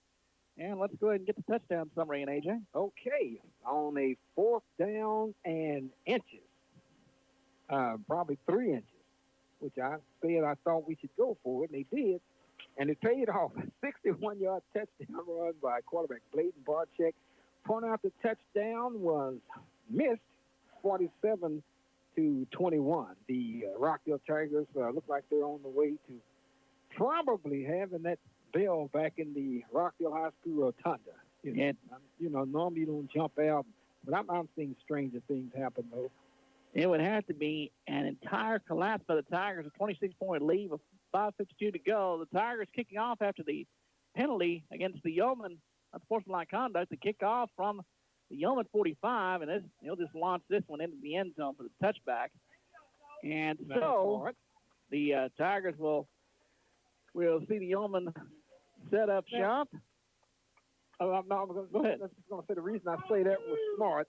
Now, when Cameron had the ball, they went for the onside kick, which made sense. The reason Rockdale had the same opportunity to do that, but the difference is now Rockdale really don't need the football. I mean, they don't need to do anything that's going to spark a Yeoman rally because, say if you try to do the onside kick and the ball is bouncing off of different people, they pick it up and return it for a touchdown, then you got something to think about. So kicking the ball through the end zone wasn't a bad idea at that juncture. Yeoman first and 10 from their own 25, or it could have even, been beneficial for the Yeoman as far as yardage goes. 30-35. Here's a handoff on first down up the middle, banging across the 25, brought down about the 28-yard line. Bring up second down. There is Brown down to carry. Sawyer Chalk, number 2, in on the stop for the Rockdale Tigers, as well as number 32 for the Tigers in on that stop also. Second down and about 7, back to throw. Drake sets, throws past left side, complete. Has room 35 to the 40, brought down about the 42-yard line. Again, Tiger defensive coordinator Renee Muniz having the Tigers, play softer coverage when Yeoman enter in their own territory, but then they kind of stiffen up a bit as Yoeman get down the field. 1st and 10. Snap is back. Quick pass. Left side tunnel screen complete. 45 midfield. And brought down in about 6, maybe 7. Bring up 2nd down. And we've kind of said this off the air, and I've said it several times. I said it a week ago. I said it 2-3 weeks ago. We'll get to that. You know, I'm about to go with this. I was kind of just holding it for the right moment. 2nd and 3. In the gun, 2 receivers left, 1 right, snap back, play action fake. Drake will throw the ball to the sideline out of bounds, incomplete. Go ahead. Okay, we've talked about several times how well the Rockdale Tigers played against the #1 team in the state, the Franklin Lions, a few weeks back. We talked about how well they played against Lorena. Actually, could have had that score 21-7 or something at halftime. Yep. And how well they came back and played at the after the last game against Troy. So if they kept that same intensity, there's no way they could lose this game. If they put together 4 quarters, for sure. Snap is back, and here's all the linemen lay down as the pass left side, complete, out of bounds. That was a strange. Looked like they were trying to give the quarterback Drake the sidelines there or something, but all the linemen just lay down. That was strange. Funny, I missed it. I was actually following the ball. Still 1st and 10 at the 45 in the gun. 3 receivers right, 1 left. Snap is back. Play fake. Tunnel screen pass complete to the 45, 46, and brought down again about a yard to bring up 2nd down. And Tiger player a little slow to get up. Those guys with those big dudes with the 70s numbers, the 73 and the 74s, they are having a whale of a football game. Yeah. David, I mean, they're agile tonight, too. I mean, they're ready to play. Yeah, I think maybe one of those big guys is down. I think, again, maybe a crowd situation going on there. Laying down at the Essen Tigers and script there. I'm telling you, those big dudes going to be, I still remember those days. Of course, we had the film where you had to have it developed, and then they bring it back and watch it Monday. But they got all this fancy stuff now. They're going to be ready to they're going to be ready to watch that film. A.J. Sandoval, it does look like a cramping situation. He's walking off kind of stiffly under his own power. He says, yep, I'm good. So it'll be 2nd down and about 8 for the Yeoman.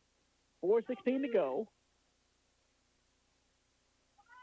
Again, and this is kind of, as you're talking about, this is kind of the fruition of what we've seen from those earlier games. 2nd down and 8, back to throw. Drake sets, throws a pass right side, complete to the 40. Can't completely escape one tackle, and he's brought down. Once again, nice tackling there by Carson Eoff. From number 73, getting in on the action. Yep, and there's big man Chad David. I made the references when we went to Franklin, when we went to Lorena, the kind of showing the Tigers made comparable to the 017 going down to Liberty Hill, and this kind of reflects that as well. Just trying to put together complete games. After they've shown some of their potential. Here's a pass left side across the 35 and brought down. Should have enough for a 5-star Commerce first down. I think that's kind of what you're talking about, and it does kind of harken back to what we've seen in the past. They've shown potential. Now it's really starting to show. Exactly. It's really starting to blossom and to grow here. And of course, I was talking. Yeah, go ahead. And it really says something about, certainly for the future. 1st and 10, back to throw is Drake, rolling out to his right. Pump fakes. Now we'll keep coming right. The Tiger defense come off their the defenders come off their receivers and closing in and give them nowhere to go. So it picks up a couple and bring up 2nd down. But, they're going to be something to watch. Excuse me. Okay, what was that? Anyway. That's my allergies kicking in. Showing some of the bigger guys, the big dudes some love, the Kobe Anderson, and, of course, Chad David, the Anthony Lockett, 71, Mr. Gate. I mean, I'm telling you, these guys are playing. Great games for them. Low snap. Drake picks it up now under pressure. Now rolling to his left. He'll throw the ball out of bounds, incomplete. got outside the tackle box, and he just tossed it out of bounds. You like to give those guys a little love because, I mean, in broadcasting in football, you know, the guys that touches the ball and that type of stuff every down, that's who gets most of the love. But these guys, they are playing some defenses. A lot of line for the Rockdale Tigers. I mean, good love to you. Yeah, a lot of times they don't get their names mentioned unless they did something bad, or if they do get a sack or something like that. They're playing well tonight. 3rd down and 8. Snap is back. Drake back to throw. Rolling to his left. Wow. Getting outside. There's a big hold. That one's coming back as he scrambles to the left side and is brought down. And that's obviously everybody knows there's a very late flag coming in. And Yoeman might have a long 3rd and long to go. But I'm telling you, I mean, one of my guys, one of those linemen, he had his hands up to indicate he's being held. I mean, his shoulder pads were almost taken off. Yeah. I think you could see his bare shoulder the way the jersey and the pads were being torn off there. That's the way it looked. I mean, So. That's a 15-yard penalty. It was a holding against the Yeoman. That was declined, and number 56 gets called for a personal foul, and so it'll be 15 yards. Now, wow. I'm going to use this, and I always like to give credit for where when it's a long 1st down. 3rd down and long. I got this from when we was in Lexington, the Lexington PA announcer. I forgot the guy's name. But here's the play. 3rd down and long. Drake rolling out to his right. He'll throw the pass downfield. And one hopped it to his receiver incomplete. That'll bring up 4th down. What we go? It was a 3rd down and a $6 Uber ride. I told him, I said, I got to use that. But if you hear that one again, I'm going to give everybody knows the Lexington PA announcer. Give them credit for that. I was going to be about 3rd down in Lexington. Yeah, well, a $6 Uber ride. 4th down and long now. From the 46 of the Tigers. Snap is back. Drake back to throw. Steps up. Now throw. Heave it down the left sideline. Receiver's there. Falls down. And pass is intercepted. And the Tigers will take over. Wow. What an exclamation point. And that's Mr. Steve. This young man, Stevens, makes the interception. Has had a football game. It was almost like he was the receiver. We got a flag down. Naturally. Intercepted by Stevens. We got a player shaking up for the Yeoman, so they'll take a look at him. Don't know what the situation is there with the Yeoman players shaking up. They're going to sort out the penalty situation. Now he's up and walking off, so maybe it was just a cramp or something. It's been kind of nice to just be able to say, well, not a injury situation, not a big deal, just a cramp. You know, it's when you see guys go down and shaking up, it's always nice to just be able to say that rather than something serious, of course. We'll check with the official to put on a shoot-up penalty flag here. Number 75 of the offense. That penalty is declined. Wow. The play is an interception. Change the possession.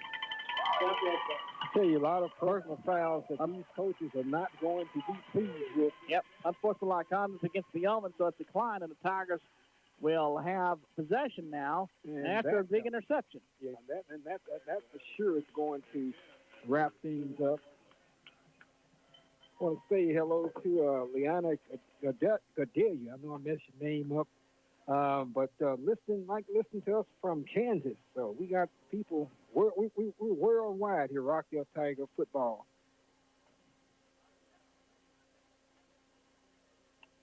We talk with Tiger head coach Hunter Hamrick in our post game.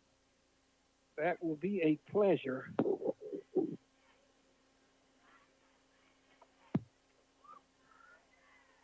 Again, that was Stevens in the middle of all that. Yeah, he's been in the middle of things. Mr. Carter has been in the middle of things. Mr. Raleigh has had a good football game. Got to give it up for the Rockdale Tigers defense also. I think they played an admirable, very good football game. Still 1st and 10 for the Tigers. A handoff keep up a Barczyk up the middle. Starting forward, they scrimmage from the 5, makes his way across the 10. Sawyer Chalk on the carry. Out across the 10 to about the 11-yard line. Bring up 2nd down. And so what happened with the, okay, I thought the interception was, and the penalty was on Yoeman, right? Yeah. Okay, I see. That's why it was, okay, gotcha.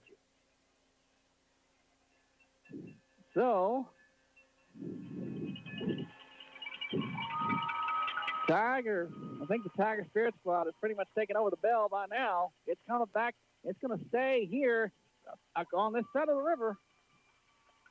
And now the cheerleaders and fans, we're trying to check out the air conditioner here. 2nd down, there's a give coming left, stacked up and broad down. Yeah, the cheerleaders had the bell. They're bringing it over on this side. The bell is coming back over. First time since 2020. The Rockdale Tigers are going to be victorious, and the bell is going to be staying here in Rockdale.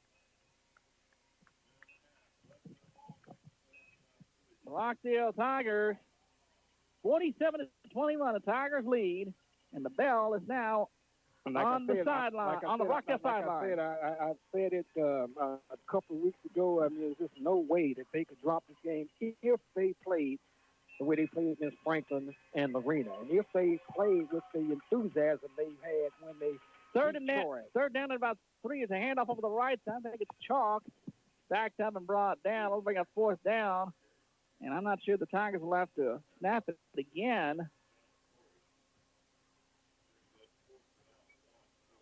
4th down, and 4th down at about a yard.